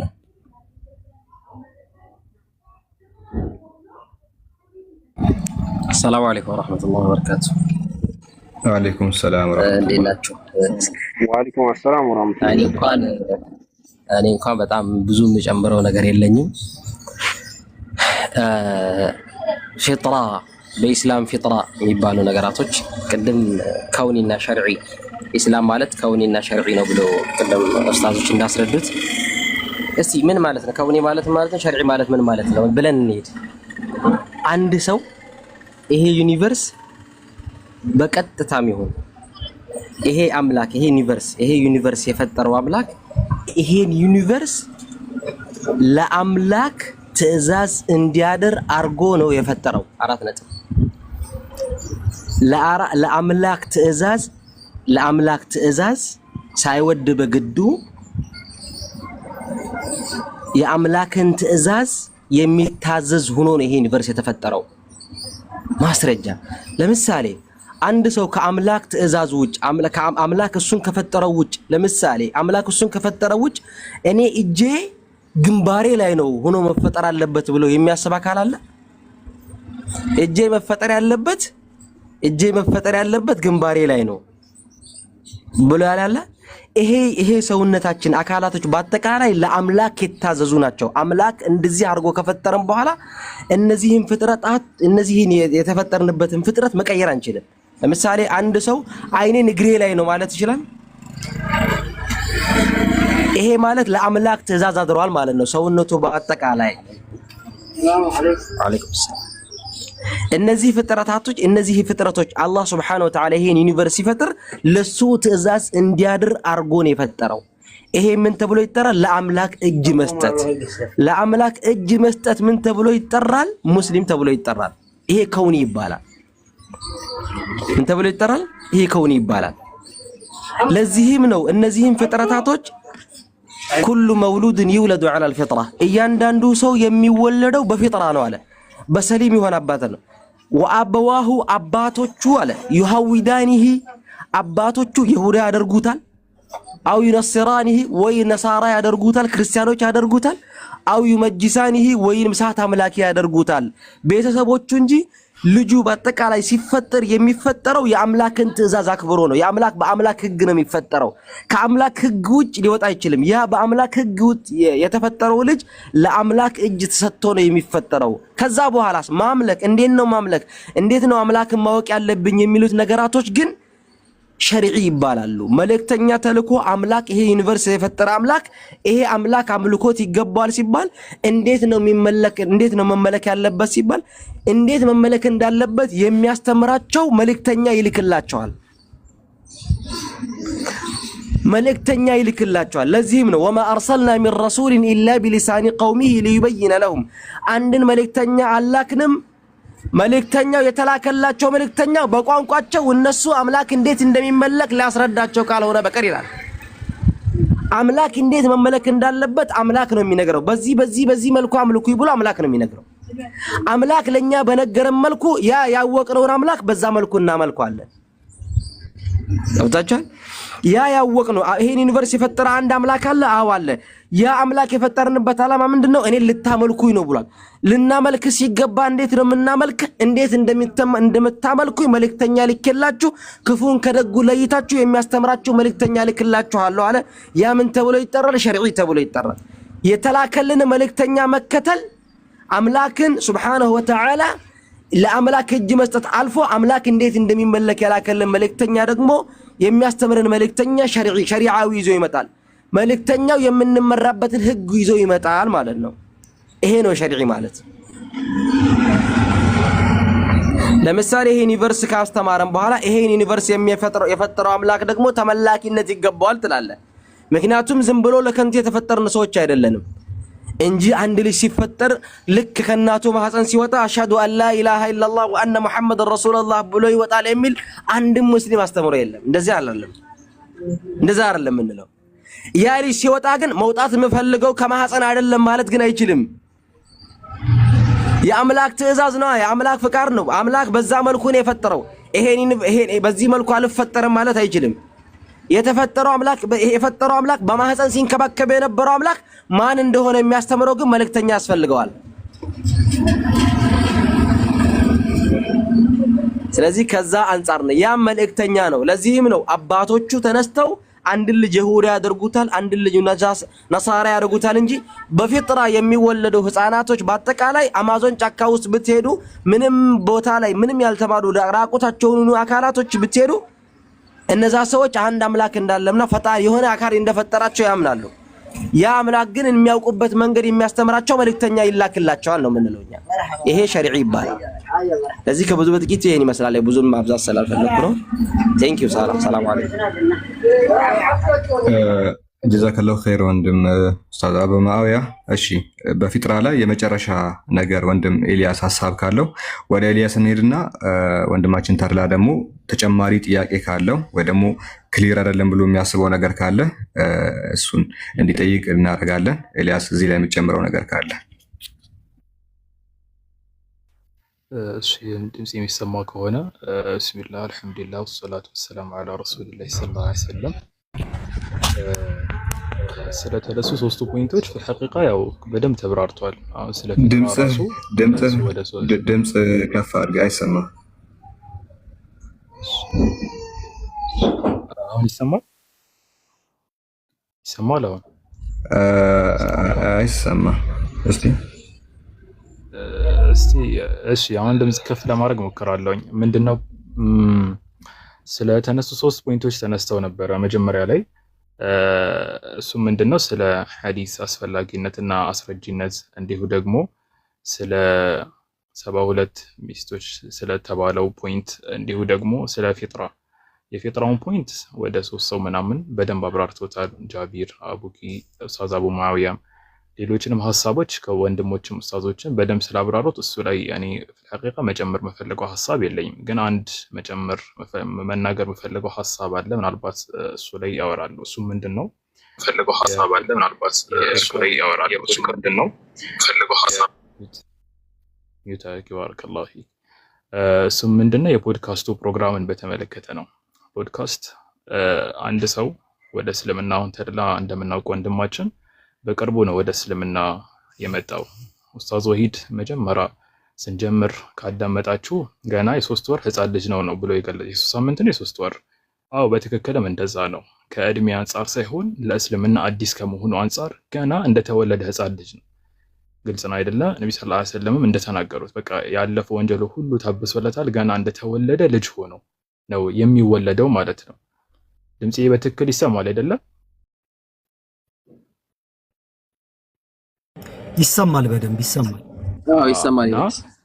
መርሐባ። እና ልክ እንደዛ አይነት ልጅ ሆነ ስለተወለድክ ሁሉ ነገር ካንተ የተሻለ የሆነ ሰው ሊያመላክትህ ይገባል ማለት ነው። ለምሳሌ አንድ የ3 ሳምንት ወይንም የ3 ወር ህፃን ልጅ የሆነ ሩቅ ቦታ ማንም ሰው አይልከውም አይደለ? ማንም ከእናቱ ጋር ወይም ከአባቱ ጋር ነው ሊሄድ የሚችለው ወደ እነዛ አይነት ቦታ ላይ። እንደዚሁም ገና አዲስ የሆነ ሰው ሐዲስ አህድ የሆነ እኮ ሰሃቦችም እኮ ገና እንደሰለሙ እኮ ነብዩ ነበረ እጃቸውን ይዘው ሁሉ ነገር እግር ለእግር ኮቴ ለኮቴ የተከተሉ ከነብዩ ስር ነበር የሚማሩት። እና እንደዚህ ነው መሆን ያለበት ለማለት ነው። እሱ ምንድነው አንተን የሚያመላክቱ ሰዎች፣ ወደ እውነት መንገድ የሚመሩ ሰዎች እያንዳንዱን ቦታ እጅህን ይዘው ነው እየመሩ እያስተማሩ። እዚያም ብዙ ወንድሞች ኡስታዝ ወሂድ፣ ኡስታዝ ሳላ እና ሌሎችም ጋር አንድ ላይ በመሆን ከነሱ ጋር ነው እያንዳንዱን ለፖድካስት ፕሮግራምም ሲቀርብ እዛ አይነት ፖድካስት ላይ እንድቀርብ ተጋብዣለሁ እና ምን ታስባላችሁ ብሎ እነሱን እንትን መከተል ማለት እነሱ ወደ ትክክለኛው መንገድ ሐዲስን እንዴት እንደምትማር ቁርአን እንዴት እንደምትማር የሚያግዙ ሰዎች ስለሆኑ ይህንን ነገር የግድ ከግምት ማድረግ ያስፈልጋል። ምክንያቱም ፖድካስት ስለተባላችሁ ብዙ አይነት የፖድካስት ፕሮግራሞች አሉ እና ከምን አንጻር ነው እዛ ፖድካስት ላይ ሲቀረብ መልካም ጎኑና መጥፎ ጎኑ ምን ያክል ነው ጥቅሙና ጉዳቱ የሚለውን የሚያመዛዝኑ እውቀት ያላቸው ዲን ላይ ረጅም ጊዜ የቆዩ ሰዎች፣ ተሞክሮ ያላቸው ሚዲያን በትክክል የሚያውቁ ሰዎችን ሐሳብና አስተያየት እና ከጎን መሆን ከነሱ አጠገብ ሆኖ ይህንን ነገር መገንዘብ ተቀዳሚና ወሳኝ ነገር ነው። ይህ ሁላ ከታለፈ በኋላ እንደዚህ አይነት ፕሮግራሞች ላይ መቅረቡ አስፈላጊ ሆኖ ከተገኘና እንደዚህ አይነት ፕሮግራሞች ላይ ደግሞ ከተቀረበ መደረግ ያለበት ምንድነው? ስለምታውቀውና ስለለፍክበት ኤክስፒሪየንስ ብቻ ነው ሊሆን የሚችለው። ግልጽ ነው። ምንድነው እሱ? አንተ አሁን አብዛኛው እድሜህን ያው ከእስልምና ውጭ በሆነ ሃይማኖት ካሳለፍክ ምናልባት እዛ ሃይማኖት ላይ ሆነ ያያቸው ክፍተቶች እንዲሁ ደግሞ ወደዚህ ሃይማኖት እንድትመጣ የገፋፋህን ነገሮች ብሎም እስልምና ላይ አንተ በፊት እያየኸው የምታውቃቸው መልካም ጎኖች ጠይቀሃቸው ደግሞ ክርስትና ላይ ያልተመለሱልህ ጥያቄዎች ካሉ ወይ ደግሞ ከመስልምህ ጋር ምንድነው እንትን ማርኮ እስልምና ላይ እንድትገባ ያደረገ ፖይንቶች ሊነሱ ይችላል። ፖድካስት ፕሮግራሙ ላይ ግን ስለ እስልምና ዝርዝር የሆኑ ፖይንቶች ግን አንስተው ከጠየቀ ግን ያ ፖድካስቱ አቅራቢ ሰውዬ በራሱ የተሳሳተ ሆኖ ሳለ መመለሱም ደግሞ እንደዚህ አይነት ትልልቅ አጀንዳዎች ላይ መመለሱ ራሱን የቻለ ምን ይሆናል? ስህተት ይሆናል። ራሱን የቻለ ስህተት ይሆናል። ምክንያቱም ትልልቅ አጀንዳዎች ላይ ኡስታዞች እንኳን በጣም ሀያ አድርገው በደንብ አጥንተው ተመካክረው ሀሳብ የሚሰጡበት ፖይንቶች ላይ እንደ መናገር የሆነ እንደ ቀላል ነገር ሆኖ መታየቱ የተለመደ ይሆናል ማለት በእንደዚህ አይነት መልኩ ከሄደ ምንድን መደረግ ያለበት አሁን ቀደም የጠቀስኳቸውን ፖይንቶች በተመለከተ ብቻ የተመረቀ ይሄንን በዋነኝነት ከአንተ የበለጠ ከግምት ማድረግ የነበረበት ፖድካስቱን የሚያቀርበው ሰው ነው። ይህንን ደግሞ ለማወቅ ዋነኛና አስፈላጊ የሆነው ነገር ምንድነው? መጀመሪያ ወደ ፖድካስት ፕሮግራም ሲሄድ ማማከርና እውቀት ያላቸው በሳል የሆኑ ሰዎች ኢስላምን በትክክል ያጠኑ ሚዲያን በትክክል የሚያውቁ ኡስታዞችን ማማከርና ከነሱ ጋር ሐሳብ መቀበል ተቀዳሚ ነገር ነው። ይሄ መቼ ነው? እስከምታድግ ድረስ። እስከምታድግ ያው በእድሜ አይደቀደም ተናግሬዋለሁ። ከኢስላም አዲስ ነው። ካደግክ በኋላ ደግሞ ራስህን መቻል ስትጀምር የዛኔ ደግሞ በራስህ ብዙ አይነት ነገሮችን ትገነዘባቸዋል። እንደዚህ አይተህ የምትለያቸው ብዙ ነገሮች ይኖራሉ። ሰምተህ ገና ስትሰማ አንድ ሰው ገና ንግግሩን 1 2 ወይም 3 ቃላት ሲናገር ይሄ ሰው ከየት አካባቢ እንደመጣ ምን አይነት ባክግራውንድ እንዳለው ገና ከድምፁ ያስታውቃል። አነጋገሩ የመጣው ለምን አይነት ዓላማ እንደሆነ ገና እንደዚህ አይቶ እንኳን ይለዩታል አብዛኞቹ ሰዎች። እና እዛ ደረጃ ላይ ግን ከመድረስ በፊት የአሁኑን ያነሳኋቸውን ነጥቦች ከግምት ማድረግ አስፈላጊ ነገር ነው ማለት ነው። ይሄ ነው የኔ ሐሳብ። የተነሱ ያው 3 ፖይንቶች ላይ ከበቂ በላይ ኡስታዞች እና ወንድሞች መልስ ስለሰጡ እዛ ላይ ያው ማብራራት የሚፈልገው የለም። والله اعلم وصلى على نبينا محمد። ቀጥሎ ወንድም። እሺ ጀዛከላሁ ኸይር። እሺ ወንድም ታርላ እስካሁን እንትኖች የተመለሱ መልሶች አሉና ምናልባት አልተነካ የምትለው ሐሳብ ካለ እሱን ንገረንና ትንሽ ሪያክት እናደርግበታለን። ወይ ደግሞ ሌላ ጥያቄ ካለ ሞር እንዲብራራ የምትፈልገው ነገር ካለ መጠየቅ ትችላለህ፣ ለታዳሚ ማለት ነው።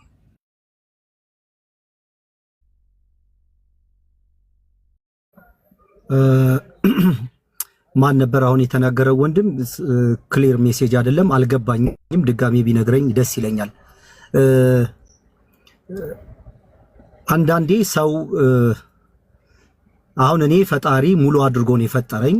በማቀው ነገር ላይ ማላቀውን በማቀው ነገር ላይ በድፍረትና ድፍረት ማለት ብልግና አይደለም። በድፍረትና በብዙ እምነት መናገር ስተት ነው ብዬ አላምንም። ጉድለቶች ካሉ ይስተካከላሉ ብዬ አስባለሁ። ግን በእያንዳንዱ ጉዞዬ ላይ ግን ሰውን እያስፈቀድኩኝ መሄድ ጤነኛ ሐሳብ ነው ብዬ አላምንም። ሚስ አድርጌ ከሆነ ድጋሜ ትመልስልኛለህ። ቅድም ግን ሁልጊዜ ጃቢር ምን ያህል እንደሚረዳኝ አላቅምና ጎበዝ ነው። ቅድም በሰፊው አልሄደበትምና በጣም ልቤን ይነካኝን የጃቢርን ሐሳብ እኔ ደግሜ በደንብ ላብራራው። አንድ እውነትን ለመሸፈን በብዛት ከራሳቸው ችግር ነው የምንጀምረው። ይሄ በጣም መሰረታዊ ነገር ነው። ሪከርድ አድርጉት፣ ሁላችሁ ሪከርድ አድርጉትና ለብዙ ሰዎች መልስ እንዲሆን ነው። ሁልጊዜ ከዚህ በፊትም ብሮድካስት ላይ ስለ ጃቢር የተናገርኩት ነገር አሉ። አንዳንድ ይሄ የሰውን ስሜት የተናገረበትን ሞቲቭ ምን አይነት ነገር ያስፈልገዋል ብሎ ግራና ቀኝን አመላክቶ የሚሰጡ መልሶች መድኃኒቶች ናቸው። አሁን ሙስሊም አንድ ሰው ሲወለድ ሙስሊም ነበረ የሚለውን ሐሳብ ለማጠልሸት ከነሱ ስተት እንጀምራለን። ይሄ በጣም መሰረታዊ ነገር ነው። ቴንክ ዩ ሶ ማች ጃቢርዬ። አንድ ህፃን ልጅ ሲወለድ ጀምሮ ኃጢአተኛ፣ እርኩስ፣ ከሃዲ ተደርጎ መቆጠር የሚለው ትምህርት ራሱ ለምን መጣ? ይሄ በጣም ልብ የሚነካ ነው። አሁን ከተነጋገርናቸው ትልቁ ቁም ነገር ትልቁ ቃል ይሄ ቃል ነው። ሰው ምንም ሙስሊም ካልሆነ ሙስሊም የሚለውን ነገር ለመሸፋፈን በተፈጥሮ ፈጣሪ እነዚህን ነገሮች ሰው ላይ እምነትን፣ መገዛትን፣ መካድን፣ ማመንን የሚለውን የተፈጠሩትን ነገሮች አክሴፕት እንዲያደርግ አንድ ህፃን ልጅ የ9 ወር ልጅ የ1 ወር ልጅ ከሃዲ በአዳም የገባበት ዘር ኃጢአተኛ ነው አድርጎ መቁጠር ራሱ ከየት የመጣ ትምህርት ነው? የትኛውን ትምህርት ለማፍለስ ነው ይሄ ትምህርት የመጣው የሚለው ይሄ በጣም አነጋጋሪ በጣም መሰረታዊ ነገር ነው። መልስ አላቸው ይሄ ለዚህ እንዴት ነው አንድ ልጅ ሲወለድ ኃጢአተኛ ከሃዲ ሆኖ የሚወለደው? ምን አውቆ ባልነበረበት ዘመን በአዳም የገባው ኃጢአት በልጁ ውስጥ ዘር ተላልፏል ተብሎ አንደኛ ይሄ ራሱ መጽሐፍ ቅዱሳዊ ሐሳብን የሚጋጫል። ምንም የማያውቅ ልጅ ኃጢአተኛ አድርገህ መቁጠር ከመጀመሪያም የነበረውን ተፈጥሯዊ ስርዓት ጋር ለመጋጨት ካልሆነ በስተቀር ይሄ አንድ ሰው በተፈጥሮው የሚያምነው ነገር አለ ማለት እንትን የሆነ ሆኖ የሚወለደው ነገር አለ ማለት ነው።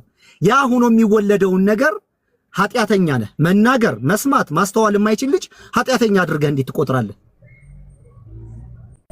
ስለዚህ ሊቃወሙትና ሊሸፋፍኑት የፈለገ ትምህርት አለ ማለት ነው።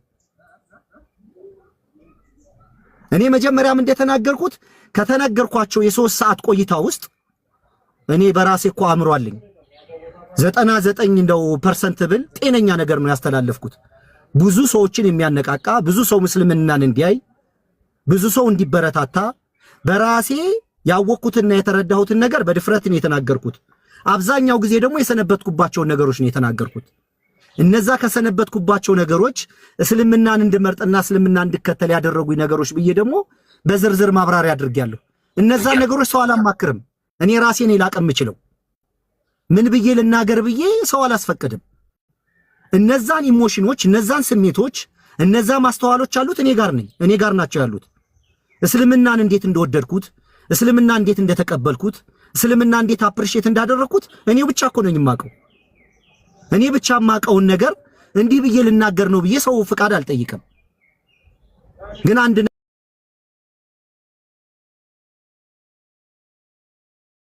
ጠንቀቅ ግዴታ ነው በጣም ግን አማርኛ ሁልጊዜ ስናወራ ወይም ስንነጋገር በየትኛውም ቋንቋ ላይ አንዳንዴ ሐሳብ ሊገልጽልናል ብለን የማንጠብቃቸው ነገሮች በመሃል ስተው የሚገቡ ነገሮች አሉ። ተንኮለኛ ነገረኞች፣ ይሄ ጠማማ ልብ ያላቸው ሰዎች እሷን ነው ፈልፍለው የሚያወጡት። ከ3 ሰዓት ቆይታ እሷን ነው ፈልፍለው የሚያወጡት። ይሄ ደግሞ ቀጣይነት አይቆይም። ዋናው ነገሩ ዓላማውን ግቡን መቷል ወይ ነው። በደንብ ነው ግቡን የመታው። እንደዚህ ሰማይ ከምድር የተናጋው ለምንድን ነው? ተገቢ የሆነውን ጥያቄ ግን መልስ አይመልስም። ስላሴ የሚል አንስቻለሁ ሐሳብ አይመልሱም። የማይመልሱት ስለ መልስ ስለጠፋ ምናምን ስለሌለው ነው። መልስ የሌለው ነገር ነው። እና አንዳንዴ በሚመለከተን ነገር ላይ ሳይሆን በማህበራዊ ሚዲያ ላይ እንዲህ አይነት ግርታዎች ምናምን ይኖራሉ። የጃቢር ሐሳብ በጣም ኢንተረስቲንግ ሰፋ አድርጎ እንዲያውም ቅድም ቢያብራራው ቆንጆ ነበረ። አንድን እውነት ስተት ለማስባል የሚኬድበት ጥረት ምንም ነገር አያስኬድም። እነዛ ነገሮች የሚባሉት ነገሮች እውነት ባይሆኑ እነዚህ ማብራሪያዎች አያስፈልጉም ነበር። እና ጃቢር ካለ እስቲ ደግመህ ነካካው ለማለት ፈልጌ ነው። አመሰግናለሁ ሳላሂ። እሺ እንትን ተርላ በጣም ማውራት የማይመችኝ ቦታ ነው። ላይክ በጣም በቃ ማውራት ግዴታ እንዳለብኝ ስለተሰማኝ ነው እንጂ በቃ በዚህ ራሱ ጉዳይ በጣም በሰፊው ምክንያቱም ኮመን የሆኑ ሴንሶች አሉ ብዬ ስለማስብ ሌላ በጣም ብዙ ማውራት የምንችልባቸው ነገሮች አሉና ምናልባት የምችል ከሆነ ማታ እኔ ነፃ መሆን እችላለሁና 1 ሰዓት ላይ ወይ 2 ሰዓት ላይ ቤት መጣክ ታላቁም ይኖራል ሌሎችም ወንድሞች አለን በደም ብንሄድ ሁሉም ደስ ይላል። እኔ አሁን የሚመች ቦታ ጦር ሜዳ ላይ ሆኜ ነው እያወራ ያለው። ማታ ግን የምመጣ ከሆነ በሰፊው እናወራለን እንችላለን። ቴንክ ዩ እንችላለን። እሺ ተድላ አንድ ማንሳት ሰዓት ካለህ ማለት ነው። ሰዓት ካለህ አንድ 5 ደቂቃ ምናምን ነው የምወስደው። ይቻላል። 5 ደቂቃ ወስጄ ክሊር ማድረግ የምፈልገው ነገር አለ። እዛው ፖድካስቱ ላይ ካነሳው ነገር አንድ ኡስታዝ የሆነ ነገር ይናገራል፣ ያኛውም የሆነ ነገር ይናገራል። ያው በሰዎች መካከል ልዩነቶች አሉ። በነገራችን ላይ ስለ ሰዎች ከሆነ የምናወራው ስለ ኡስታዞች ከሆነ የምናወራው አንድ ኡስታዝ የተናገረውን ነገር የመቀበል ግዴታ የለብንም። እሱ ላይ ትክክል ነህ። የሆነ ሼክ የተናገረው ነገር ከዛኛው ሼክ ጋር ላይስማማ ይችላል። የሚረዱበት መንገድ የተለያየ ሊሆን ይችላል። ሼክ እኮ አይደለም ዓሊም እንኳን ቢሆን ሼክ፣ ከዛ ዓሊሞች እንኳን ቢሆኑ አዋቂዎች፣ ሊቃውንቱ እንኳን ቢሆኑ የሆነ ነገር ተናግሮ አንተን ማይጥምህ ከሆነ ልክ ካልሆነ እሱ የተናገረው ነገር የእሱ ትምህርት ከሆነ አለመቀበል ትችላለህ። ሪጀክት ማድረግ እንችላለን ነው። አንዱ ተናግሮ ያኛውም ተቃራኒው የሚናገር ከሆነ እንደዚህ አይነት ነገራቶች አሉ። በማን መካከል? በሼኾች መካከል፣ በሰዎች መካከል የሚረዱበት መንገድ የተለያየ ሆኖ ሊጋጩም ይችላሉ። ነገር ግን ይሄን ወደ ሐዲስ ማምጣት የለብንም። ይሄን ወደ ሐዲሶች ማምጣት የለብንም። እንደውም ዓሊሞች በዚህ ጉዳይ በጣም ጥሩ ነገር ይናገራሉ። እንደውም ልዩነቶች ሲኖሩ ወዴት ነው ማምጣት ያለብን የሚለውን በተመለከተ እስቲ አንድ ነገር ላስቀምጥልህ። መጀመሪያ ግን የጀስት ሰዎችን ንግር አይደለም የዓሊሞችንም እንኳን ቢሆን በዚህ ወይ ከሆነ ሪጀክት ማድረግ እንደምንችል አንድ ኪታብ አለ፣ እሱን ልጥቀስላችሁ። እሺ ትልቁ ላይ ሆኜ ልክፈተው። እሺ አንድ ኪታብ ነው ማሳያችሁ። አዲኑል ኻሊስ የተሰኘ መጽሐፍ ነው። አሩ ነው ምን ያህል እንደሚታይ ትንሽ ብለር ያደርጋል መሰለኝ አይደለ? በትክክል አይታይም። ቆይ አንዴ ይታያል እንዴ ጋይስ? ይሄ በስርዓት ይታያል? ክሊር አይደለም። ደብዘዝ ብሏል። ሳላ ልውጣና ወይ ቆይ እስቲ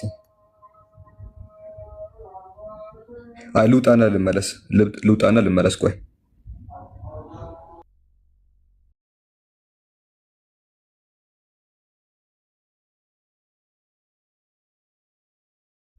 ታብታብ አድርጉ። ታች ያላችሁ ወንድም እህቶች ታብታብ አድርጉት በደንብ።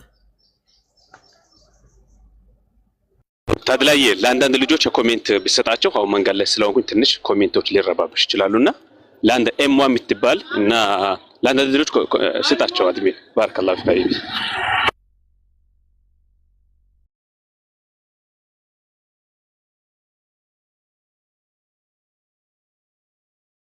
ሮዚ የምትባል ልጅ አለች። አንዳንድ ቁጥር ጻፍ። ሮዚ ኤምዋ አንዳንድ ቁጥር ጻፍ። ኢንሻአላህ ይሰጣቸዋል። ኮሜንቶች ተቆጣጣሩ። አብዲ የሚባል ልጅ አለ። ማሻአላህ ጎበዝ ልጅ ነው። አብዲ ደጋግማ አንዳንድ ቁጥር ጻፍ። እሺ አስፉኝ አንድ ጊዜ አድሚኖች። እሺ ይሄንን ነው ማንሳት የፈለግኩትና የሆነ ጊዜ ኢማሙ ዳውድ የሚባል አንድ ዓሊም አለ። የዛሬ 1300 ዓመታት በፊት ነው፣ የቆየ ታሪክ ነው። ይሄ 1300 ዓመታት ምናምን ይሆናል። እሱ ኢማሙ አህመድን ሐንበልን ይጠይቀዋል። አያስከድ ኢማሙ አህመድ ይላል። ኢማሙ አህመድን እንዲህ ብዬ ጠየቁት አለ should I follow አልአውዛኢ ኦር አልማሊክ? አልአውዛኢ የሚባል ዓሊም አለ እና ታላቅ ዓሊም ነው። በእስልምና ሂስትሪ የሚታወቅ ሰው ነው። እንዲሁ ደግሞ ኢማሙ ማሊክ የሚባልም አለ። ከአራቱ ኢማሞች መካከል አንዱ ነው። አራት ኢማሞች በእስልምና አሉ። ከአራቱ መካከል አንዱ ማሊክ ነው። ሶ ኢማሙ አሕመድ ብን ሐንበል ጋር ሄደው አቢ ዳውድ ቆይ እኔ አውዛኢይን ልከተል ወይስ ማሊክን ልከተል ብሎ ጠየቀው። አልአውዛኢይን ኦር ማሊክ ልከተል፣ ማን ነው መከተል ያለብኝ ብሎ ጠየቀው። እና ኢማሙ አሕመድ እንዲህ ብሎ መለሰለት። he said do not follow anyone from among them in matters of your deen። ሃይማኖትን በተመለከተ አለ ያንተን ሃይማኖትን በተመለከተ አሊሞች ናቸው፣ ታዋቂዎች ናቸው፣ ሊቃውንት ናቸው፣ ማንን መተከተል አለው። የእምነት ጉዳይ ከሆነ ሰው መከተል የለብህም አለ። ኦኬ በእምነት ጉዳይ ሰውን አትከተል። ባይሆን አለ go by what came from prophets ከመልእክተኛው በኩል የመጣውን ነገር ያዝ and his companion። እንዲሁ ደግሞ ተማሪዎቹ የነቢዩ ተማሪዎች አሉ፣ እነሱ ያስተማሩትን ነገር ያዝ እንጂ በሃይማኖትህ ጉዳይ ሰውን አትከተል አለ። ስለዚህ የሆነ ሼክ የሆነ ነገር ብሎ ሊናገር ይችላል፣ ያኛውም ሼክ የሆነ ነገር ብሎ ሊናገር ይችላል። የሃይማኖት ኬስ ከሆነ ሰዎችን አትከተል ነው። ግን መከተል ያለብህ ፕሮፌቱን መልእክተኛውንና እንዲሁ ደግሞ የእሱ ተባሪዎችን ነው። ከዛ በኋላ ሰውየው የፈለገውን ነገር ሊከተል ይችላል። አይደለም እነሱን አለ እንደውም ዱ ኖት ብላይንድሊ ፎሎ ማይ ሩልስ አለ ማይ ሩሊንግስ። አይደለም እነሱን የኔን ትምህርት እንኳን ብላይንድሊ በጭፍን እንዳትከተለኝ። እኔ የምልህን ነገር ራሱ መምህሩ ነው ኢማም አሕመድ እና አስተማሪው ነው። አይደለም ሌሎቹ እኔ አንተ መምህርን እንኳን አለው እንዲሁ ዝም ብለህ በጭፍን አትከተለኝ። ኢማሙ አሕመድ ብን ሐንበል የሚባለው እጅግ በጣም ታላቅ ዓሊም ነው። ግልጽ ነው በእስልምና አስተምሮ። ሶ እኔን እንኳን ብላይንድሊ እንዳትከተለኝ። ዞስ ኦፍ ማሊክን አትከተለው፣ ኢማሙ ሻፊዒይንም ቢሆን አትከተለው፣ አውዛኢይንም ሆነ ኢማም አተውሪ ሱፊያን አተውሪ እንዳትከተለው ነው። ምንም በተመለከተ ፍሮም ሄር ምንድነው ሃይማኖትን በተመለከተ ግን ቴክ ዩር ሩሊንግ ያንተን ትምህርት ያዝ አለው። ሩሊንግን አህካሞችን ፍሮም ሄር ዘይቱክ እነሱ ካመጡበት ቦታ ከየት ነው ያመጡት? እነሱ ቁርአን እንደደሱና ከቁርአንና ከሱና ነው ያመጡት ምናቸውን አህካማቸውን። ስለዚህ ከዚህና ከዚህ የሚመጣ ከሆነ እንቀበላለን ማንም ቢነግረን። ኦኬ ኢማሙ ማሊክም ኢማሙ አሕመድም ቢነግረን አስሎንጋስ ከቁርአንና ከሱና እስከመጣ ድረስ ልንቀበለው እንችላለን። ማንም ያወራው ያስተምሮ ቁርአን ውስጥ ካለ በሱናችን ውስጥ ካለ ልንከተለው ልንቀበለው እንችላለን። ከዚያ ውጪ ግን የሆነ ኡስታዝ የሆነ ሼክ የሆነ ነገር ተናግሮ ያን ነገር የመቀበል ግዴታ እንኳን የለብንም ነው። ነገር ግን ይሄ ሐዲስን ስናም የሰዎች ንግግር ምናምን ብለን የምናልፈው ነገር አይደለም። ከነቢዩ በኩል የሚመጣ አስተምሮ ነው። ከነቢዩ በኩል ደግሞ መምጣቱን በሰነድ እስካረጋገጥን ድረስ ሰነድ ራሱ ሃይማኖታችን ስለሆነ ነው። ሰነድ ምንድነው? የኛ እምነታችን ነው። ለዛ ነው ኢማሙ ማን ነበረ? ሙሐመድ። እስቲ እዚህ ጋር ስሙ ጠፋብኝ። እሺ ፋይለም። እሺ እሱ አይደለም፣ አንዴ ቆይ፣ እሱ አይደለም፣ አንድ ጊዜ ይቅርታ። ይሄውና አብደላህ ብን ሙባረክ ይባላል። ሰሚዕቱ አብደላህ ብን ሙባረክ የቁል አልኢስናዱ ሚን ዲን፣ ኢስናድ ከዲን ነው አለ። ወለውላ አልኢስናዱ ለቃለ ማሻ ማሻ። ኢስናድ ካሌለ አንድ ሰው የፈለገው ነገር ሊናገር ይችላል ነው። ስለዚህ ኢስናድ የሚባል ነገር አለ፣ ቼን ኦፍ ናሬሽን የሚባል ነገር አለ። የሆነ አንድ ተራ ሰው የተናገረውና ነቢያችን መሐመድ የተናገሩትን ነገር ምንለይበት መለያችን ነው፣ ኢስናድ ይባላል። የሆነ ሰው የሆነ ነገር ቢናገር የሆነ ሼክ ነገር ሊሆን ይችላል፣ ፂማም የሆነ ሰው የተናገረው ነገርና ነቢዩ መሐመድ የተናገረውን ነገር ምንለይበት ምን አለን? ቼን ኦፍ ናሬሽን ይባላል። እሱ ሰንሰለቱ አለን። አስሎንጋ ሰንሰለቱ ውስጥ ካለን ድረስ ከነቢዩ በኩል የሚመጣውን ነገር የግድ ልንቀበለው ይገባል።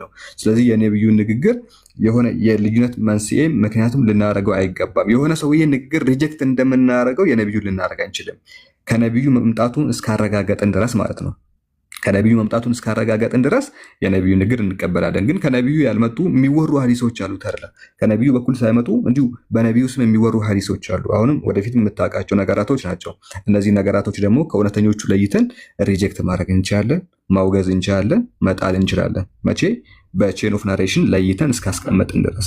ስለዚህ ከነቢዩ በኩል የመጣው መቀበል ግዴታ ነው። ከሱ በኩል ያልመጣውን ግን የሆነ ሼክን ቢናገረው ኡስታዝን ቢናገረው ከእሱ በኩል ካልመጣ ወደዛ ጣል ብለህ መወርወር ትችላለህ። እንደውም ኢማሙ ማሊክ አቡ ሐኒፋ ስሙን ከተሳሳትኩም ኮሜንት ላይ አርሙን። ምን ብለው ተናገሩ መሰለ? የኔ ንግግር ከነቢዩ ጋር ካልተስማማ አሉ መጽሐፌን የያዙትና ግድግዳ ላይ ያጋጩት አለ። ግድግዳ ላይ ያጋጩት። እኔ የተናገርኩት ነገር ከነቢዩ ጋር ካልተስማማ የያዙትና መጽሐፌን ከግድግዳ ጋር አጋጩት ብለው ተናገሩ። ጣሉት ነው በነገራችን ላይ። እና የእሳቸውን ትምህርት የሚገጥም ነገር ካለ ኢማሙ ሻፊዒ ናቸው። የእሳቸውን ንግግር የሚገጥም ካለ እንቀበላለን። የእሳቸውን ንግግር የማይገጥም ከሆነ ግን መጽሐፉን ይዘን ግድግዳ ላይ ማጋጨት እንችላለን ነው። ቀዳሚነትን የምንሰጠው ለአላህ ነው። ከዛ በኋላ ደግሞ የአላህን አስተምሮ በራእይ የተቀበሉ ለነቢያችን መሐመድ ሰለላሁ ዐለይሂ ወሰለም ነው። እና ይህን ይመስላል። ጀዛኩሙላሁ ኸይር። ይህን መድረክ አዘጋጅተህ ስለጋበዝከንና እንድንማማር ስላደረግ እናመሰግናለን። ቴንኪው ሳላህዬ። እንዲያውም አሁን በጣም ቁልፍ ሀሳብ ተናገርክ። ቅድም የኔ ውስጣት ሲናገር ሰምታችሁት ከሆነ ከሱ ጋር ወደ 40 ደቂቃ ምናምን አውርተናል። ከዛ በፊት በግል ማለት ነው፣ ለሌሎች ሰዎች መልስ እንዲሆን። አሁን ሳላህ ያነሳው ቆንጆ ሀሳብ ምንድን ነው ታውቃለህ? ትምህርት የምትለው ነገር ሀሳብ ለማለት ፈልጌ ነበር። አሁን በዛ መንገድ እንዲይዙት፣ በተለይ ደግሞ በቅንነት የሚሰሙን ወንድምና እህቶች፣ ሌሎችም ደግሞ እውነትን መስማት የሚፈልጉ ክርስቲያን ወንድምና ወገኖች ካሉ ከታች ትምህርት ሳይሆን በኡስታዞችና የሐሳብ ልዩነት ነገሩን የሚገልጹበት መንገድ ነው። ትምህርት አላልኩም። ለምን በእስልምና ግልጽ የሆነ ትምህርት እኮ ነው ያለው። ማንም ኮሜንት የማያደርግበት ሐሳብ የማይሰጥበት ሁሉም በስርዓት የሚቀበሉት ግልጽ የሆነ እኮ መመሪያ አለ። ያንን ሳይሆን መግለጽ ሐሳባቸውን የሚገልጹበት አንዱ ካንዱ ይለያያል። ስለዚህ እኔ ለጊዜው እነዚህን ነገሮች አስተናግጄ አንድና ሁለት ብሎ ለማብራራት ፍላጎቱ የለኝም። ለምን ከዚህኛው ጋር ልሰንብት ነው። እና ሳላህዬ በደንብ ስለተረዳኸኝና ለዛም በቂ መልስ ስለሰጠኸኝ አመሰግናለሁኝ። በተለይ እዚህ ያላችሁ ወንድሞች ቴንኪዩ ሶ ማች። በዚህ ነገር ላይ ማብራሪያ ለመስጠት በቅንነት ተሰባስበን ለነበረን ጊዜ አመሰግናለሁኝ። በእኔ በኩል ጥያቄ የለኝም። ቀረ የምትሉት ነገር ካለ ግን ወንድሞች መቀጠል ትችላላችሁ እናንተ። ምናልባት ፒኬ ሀሳብ ካለው እስካሁን የተወራው ነገር ላይ ሀሳብ ካለ ፒኬ እና ወንድም ሐሰን ያሲን እዚህ ውስጥ አሉ። ሀሳባችሁን ስጡ ኢንሻአላህ። ያው አዛንም ብለዋል። ትንሽ ደቂቃዎች ናቸው የሚቀሩን፣ እንወጣለን። እሺ፣ ሰላሙ አለይኩም ወራህመቱላሂ ወበረካቱ ብያለሁ። ሁላችሁንም እንዴት ዋላችሁ? እኔ እንኳን መብራት አልነበረም። አሁን ቅርብ ሰዓት ነው የመጣሁት። ይህን ያክል ሰፊ ጊዜ ወስዳችሁ ስለምን እያወራችሁ እንደነበርም ሙሉ መረጃው የለኝም። ስለዚህ የሆነ ነገር ባወራ ልደግመው እችላለሁ ያወራችሁት ላይ ሰው። እንደዛ ከሚሆን ጃቢርም ቅድም ብሏል። ማታ ኢንሻአላህ ጃቤት ያልተነሱ ሀሳቦች ካሉ ወይም ቀረ የሚባሉ ነገራቶች ካሉ እናንተ ካወራችሁት ማለት ነው እነሱን ነገራቶች አንስተን እናወራለን። አሁን ያወራችሁትን በጠቅላላ ግን ዩቲዩብ ላይ ላይቭ ስለሚኖር ገብቼ እሰማውና ከዛ የተለየ ሀሳብ ካለኝ ኢንሻአላህ ማታ አወራለሁ። ጀዛኩሙላሁ ኸይረን። ያክ ታርላ የሚቀር ሀሳብ አለ እንዲነሳ የምትፈልገው ወይስ እንውጣ ለዛሬ? በጭራሽ ማታ 1 ሰዓት እንገባለን። እንስገድ። ኦልሬዲ አሁን ትንሽ ደቂቃ ነው ያለው። መልካም ቀን ይሁንላችሁ። ወንድም ጠፋ አንድ ነገር ብቻ ልበል ትፈቅድልኛለህ? ሰላም አለይኩም ወራህመቱላሂ ወበረካቱ። እሺ ቀጥል ወዳጅሽ። እንዴት ነህ? ማሻአላህ ሰላም አልሐምዱሊላህ። አምሮብሃል በጣም። አንድ ነገር ብቻ ማለት ተፈጥሮን በተመለከተ ማለት ነው። አንድ ነገር እስኪ እኔ እናንተ እናውራ ብቻችን ማለት ነው። ሌሎች ካሉ ለምሳሌ አንተ ተድላ የምትባለው አንተ ስለፈለክ ነው ወደዚህ ምድር የመጣኸው? ተድላ በጭራሽ። አንተ ሳትፈልግና ያለ ፍላጎትህ ያለ ፈቃድህ ነው ወደዚህ ምድር የመጣኸው። ወላጆችን መውለድ ስለፈለጉ ብቻ ሲወልዱም ደግሞ ወይ ወንድ ወይ ሴት መርጠው አይደለም። ነገር ግን ፈጣሪ አላህ የሰጣቸውን ነገር ተቀበሉ፣ አሜን ብለው ተቀበሉ አይደል? እውነት ነው። ከዛ በኋላ አሳደጉ። በልጅነትህ ነው አንተን ያስጠመቁ ልጅ እያለህ? አዎ። ያላንተ ፍላጎትና ያላንተ ምርጫ። እውነት ነው። ኦኬ። ይሄን ያስጠመቁ ውሃው ገላህ ላይ ነው ያረፈው ወይስ ውስጥህ ላይ በተፈጥሮ ያገኘኸውን ነገር ነው የነጠቀህና የወሰደብህ? ገላይ ላይ ነው እንጂ ያረፈው። ገላህ ላይ ነው ያረፈው። ውስጥህ ላይ ፈጣሪ ያስቀመጠውን ቺፕ፣ ፈጣሪ ያስቀመጠውን ዲቫይስ አንተን ፈጣሪ እንድትታዘዘው እንድትገዛው አድርጎ ነው ወደድክም ጠላህም እንድትታዘዘውና እንድትገዛው አድርጎ ነው የፈጠረህ። ለምሳሌ አንተን ፈጣሪ ሲፈጥረህ ሲርብህ እንድትበላ አድርጎ ነው የፈጠረህ። ራይት? ሲርብህ እንድትበላ አድርጎ ከፈጠረህ አንተ አልበላም ካልክ አልበላም በማለትህ ማንን የምትጎዳው? ራሴ። ማንን ትጎዳ? ራስህን ነው የምትጎዳ። ስለዚህ ይሄ ምን ይባላል በሌላ አማርኛ? አመጽ። ያመጽከው ግን ራስህ ላይ ነው ያመጽከው። yes። ከዛ በኋላ ሲርብህ ትበላለህ፣ ሲጠማ ትጠጣለህ። ልክ እንደዚህ በጣም እርቦህ ራብህን ማስታገሻ ከበላህ በኋላ ጠምቶ የጠጣኸውን ነገር ማስታገሻ ካገኘህ በኋላ ይሄ ነገር ከሰዓታት ቆይታት በኋላ ሰውነትህ ገብቶ ካልወጣሁ እያለ ይረብሽሃል። አይረብሽህም? አይ አትወጣም ብለህ መታገል ትችላለህ ከተፈጥሮ ጋር። ይሄ ተፈጥሮ ነው እንግዲህ አይታሰብም። ልክ ስታስወጣው ደግሞ በጣም የደስታ ስሜት፣ መረጋጋት ስሜት ይሰማካል። ተጨንቀህ የነበረው ማለት ሽንቴን ወጥሮኝ ልክ ስሸና ደስ ይለኛል። ይሄ ፈጣሪ ዩኒቨርሱን የዘረጋው አምላክ አንተ ላይም እኔ ላይም ሁላችንም ላይ በእኩልነት ያስቀመጠው የምንድነው የተፈጥሮ ትዕዛዝ ነው። ገባክ አይደለ? ሳንፈልግ የምንታዘዘው። ከዛ ካደክ በኋላ ደግሞ ምን ትመርጣለህ? ይበጀኛል የምትለውን ሃይማኖት ወይ ወላጆች ሲከተሉ የነበረውን ነገር በወላጆች ስር ትቆያለህ፣ ወይም ደግሞ ከጊዜ በኋላ ልክ እንዳንተ ይበጀኛል ያልከውን ነገር መጀመሪያ ከነበርክበት እምነት ወላጆችህ ከያዙት ወጣ። ከዛ በኋላ ፍለጋ ስትዞር ምንን አገኘህ? እስልምናን አገኘህ አይደል? ወደህ ፈቅደህ መስለም ፈልገህ ፈጣሪን መታዘዝ ፈልገህ ተመልሰህ ወደ ተፈጠርክበት እምነት መጣ። ገባክ? አንተን አስገድዶ ያሰለመ ሰው የለም አይደል እንዴ? በራስህ ፍቃድ ቢሆን እንጂ በጭራሽ። የሚገርመው ማለት ነው የሚገርመው አልሐምዱሊላህ ወገኖች፣ በተቃራኒ ወገኖች አንድ ህፃን ልጅ ከተወለደ በኋላ ባይጠመቅስ እንዲሁ ህይወቱን ቢኖርስ ምን ችግር አለው? ችግር አለው? ምን ችግር አለው? ሳይጠመቅ ቢቀር ማን ነው ሙሴን ያጠመቀው? እስኪ አብርሃምን ያጠመቀው ማን ነው? አዳምን ያጠመቀው ማን ነው? አለ እንዴ ያጠመቃቸው? ያጠመቃቸው የለም። ግን እንዲሁ አምላክን ተገደህና ወደህ ፀሐይ ለምሳሌ በምትወጣበት መግባት ትችላለች? በምትወጣበት በተቃራኒው ነው የምትሄደው አይደል? ይሄ ተፈጥሮ አላህ ዩኒቨርሱን የዘረጋበት መንገድ ነው። እኔንም አንተንም የፈጠረበት መንገድ ነው። ከጊዜ በኋላ ፈልገን አሁን እኔ ከእምነት ልውጣ ብል ማን ያግደኛል? ማንም አያግደኝም። ይሄ በፍላጎት ማመጽ ይባላል። በፍላጎት መታዘዝ ማለት ደግሞ አንድ ሰው የሆነ ጊዜ ላይ የሆነ ቦታ ሲኖር ተመልሶ ወደ እስልምና ሲመጣ ተመልሶ መጣ፣ ተፈጥሮ ወደ ነበረበት እምነት መጣ። ለምሳሌ አንተ የገዛኸው ስልክህ ማለት ነው። የገዛኸው ስልክህ ተደላየ ወይ እንዲሁም ቪዲዮ ከፍቼ ላውራክ። የገዛኸው ስልክህ አንተ የገዛኸው ስልክ ስትገዛው አይፎን ከሆነ ወይም ሳምሰንግ ከሆነ ራሱን የቻለ ካምፓኒው አፕሊኬሽን ዳውንሎድ አድርጎ ይሰጥሃል አይደለም ስትገዛው። ከዛ ደግሞ አንተ ይበጁኛል የምትላቸውን አፕሊኬሽኖች ዳውንሎድ እንድታደርግ አፕ ስቶር፣ ለአይፎን አፕ ስቶር፣ ለአንድሮይድ ፎን ደግሞ ጉግል ስቶር ወይም ምንድነው የሚባለው አንድሮይድ ስቶር የሚባል አለ አይደለ? የምትፈልጋቸውን አፖች ዳውንሎድ እንድታደርግ።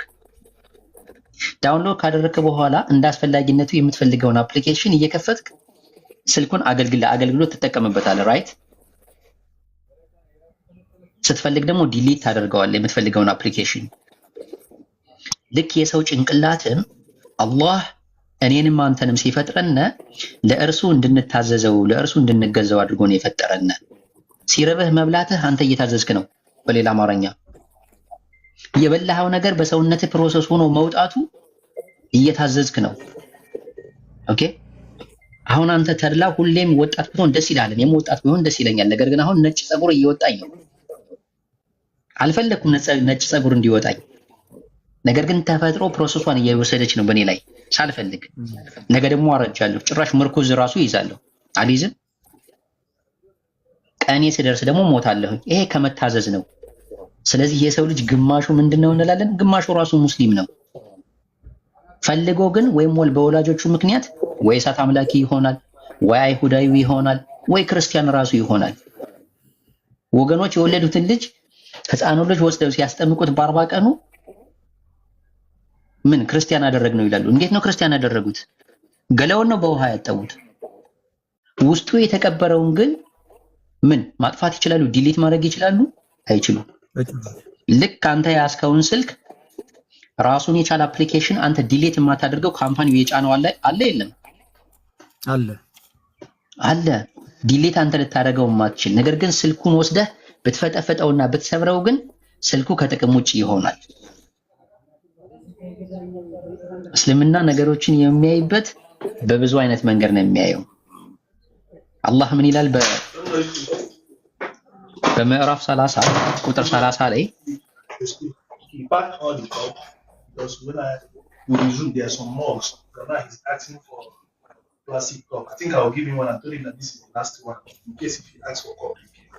No, give him a cup, plastic cup. ተላ ያፉ በለኝ ስራ ቦታው ነው። እሺ ዘመዳችን ችግር የለም። አዎ ይቺን የቁርአን አንቀጽ ብቻ ላንብብልህና ከዛ እስኪ ይሄንን ነገር እንዴት እንደምንረዳው ልንገርክ። ትንሽ አጠር አድርጌ ምዕራፍ 30 ሱረቱ ሩም ይባላል። ምዕራፍ 30 ቁጥር 30 ላይ ምን ይላል? ምዕራፍ 30 ቁጥር 30 ላይ ወደ እውነት ተዘንባይ ሆነህ እዚህ ጋር ወደ እውነት ተዘንባይ ሆነህ ፊትህን ለሃይማኖት ቀጥ አድርግ። የአላህን ፍጥረት ያቺን አላህ ሰዎችን በእርሷ ላይ የፈጠረባትን ሃይማኖት ያዟት። የአላህን ፍጥረት መለወጥ የለም አለ። የአላህን ፍጥረት መለወጥ የለም። ምንም ያህል የዓለም ውሃ አንተ ገላ ላይ ቢፈስ ማለት ነው ውስጥህ ያለውንና የተቀበረውን ነገር መቀየር አይችልም። One steak, right? One steak. Me? I'm good. Is it halal? I don't think so. It's halal. It's okay. You enjoy. የአላህን ፍጥረት መለወጥ የለም። ይህ ቀጥተኛ ሃይማኖት ነው።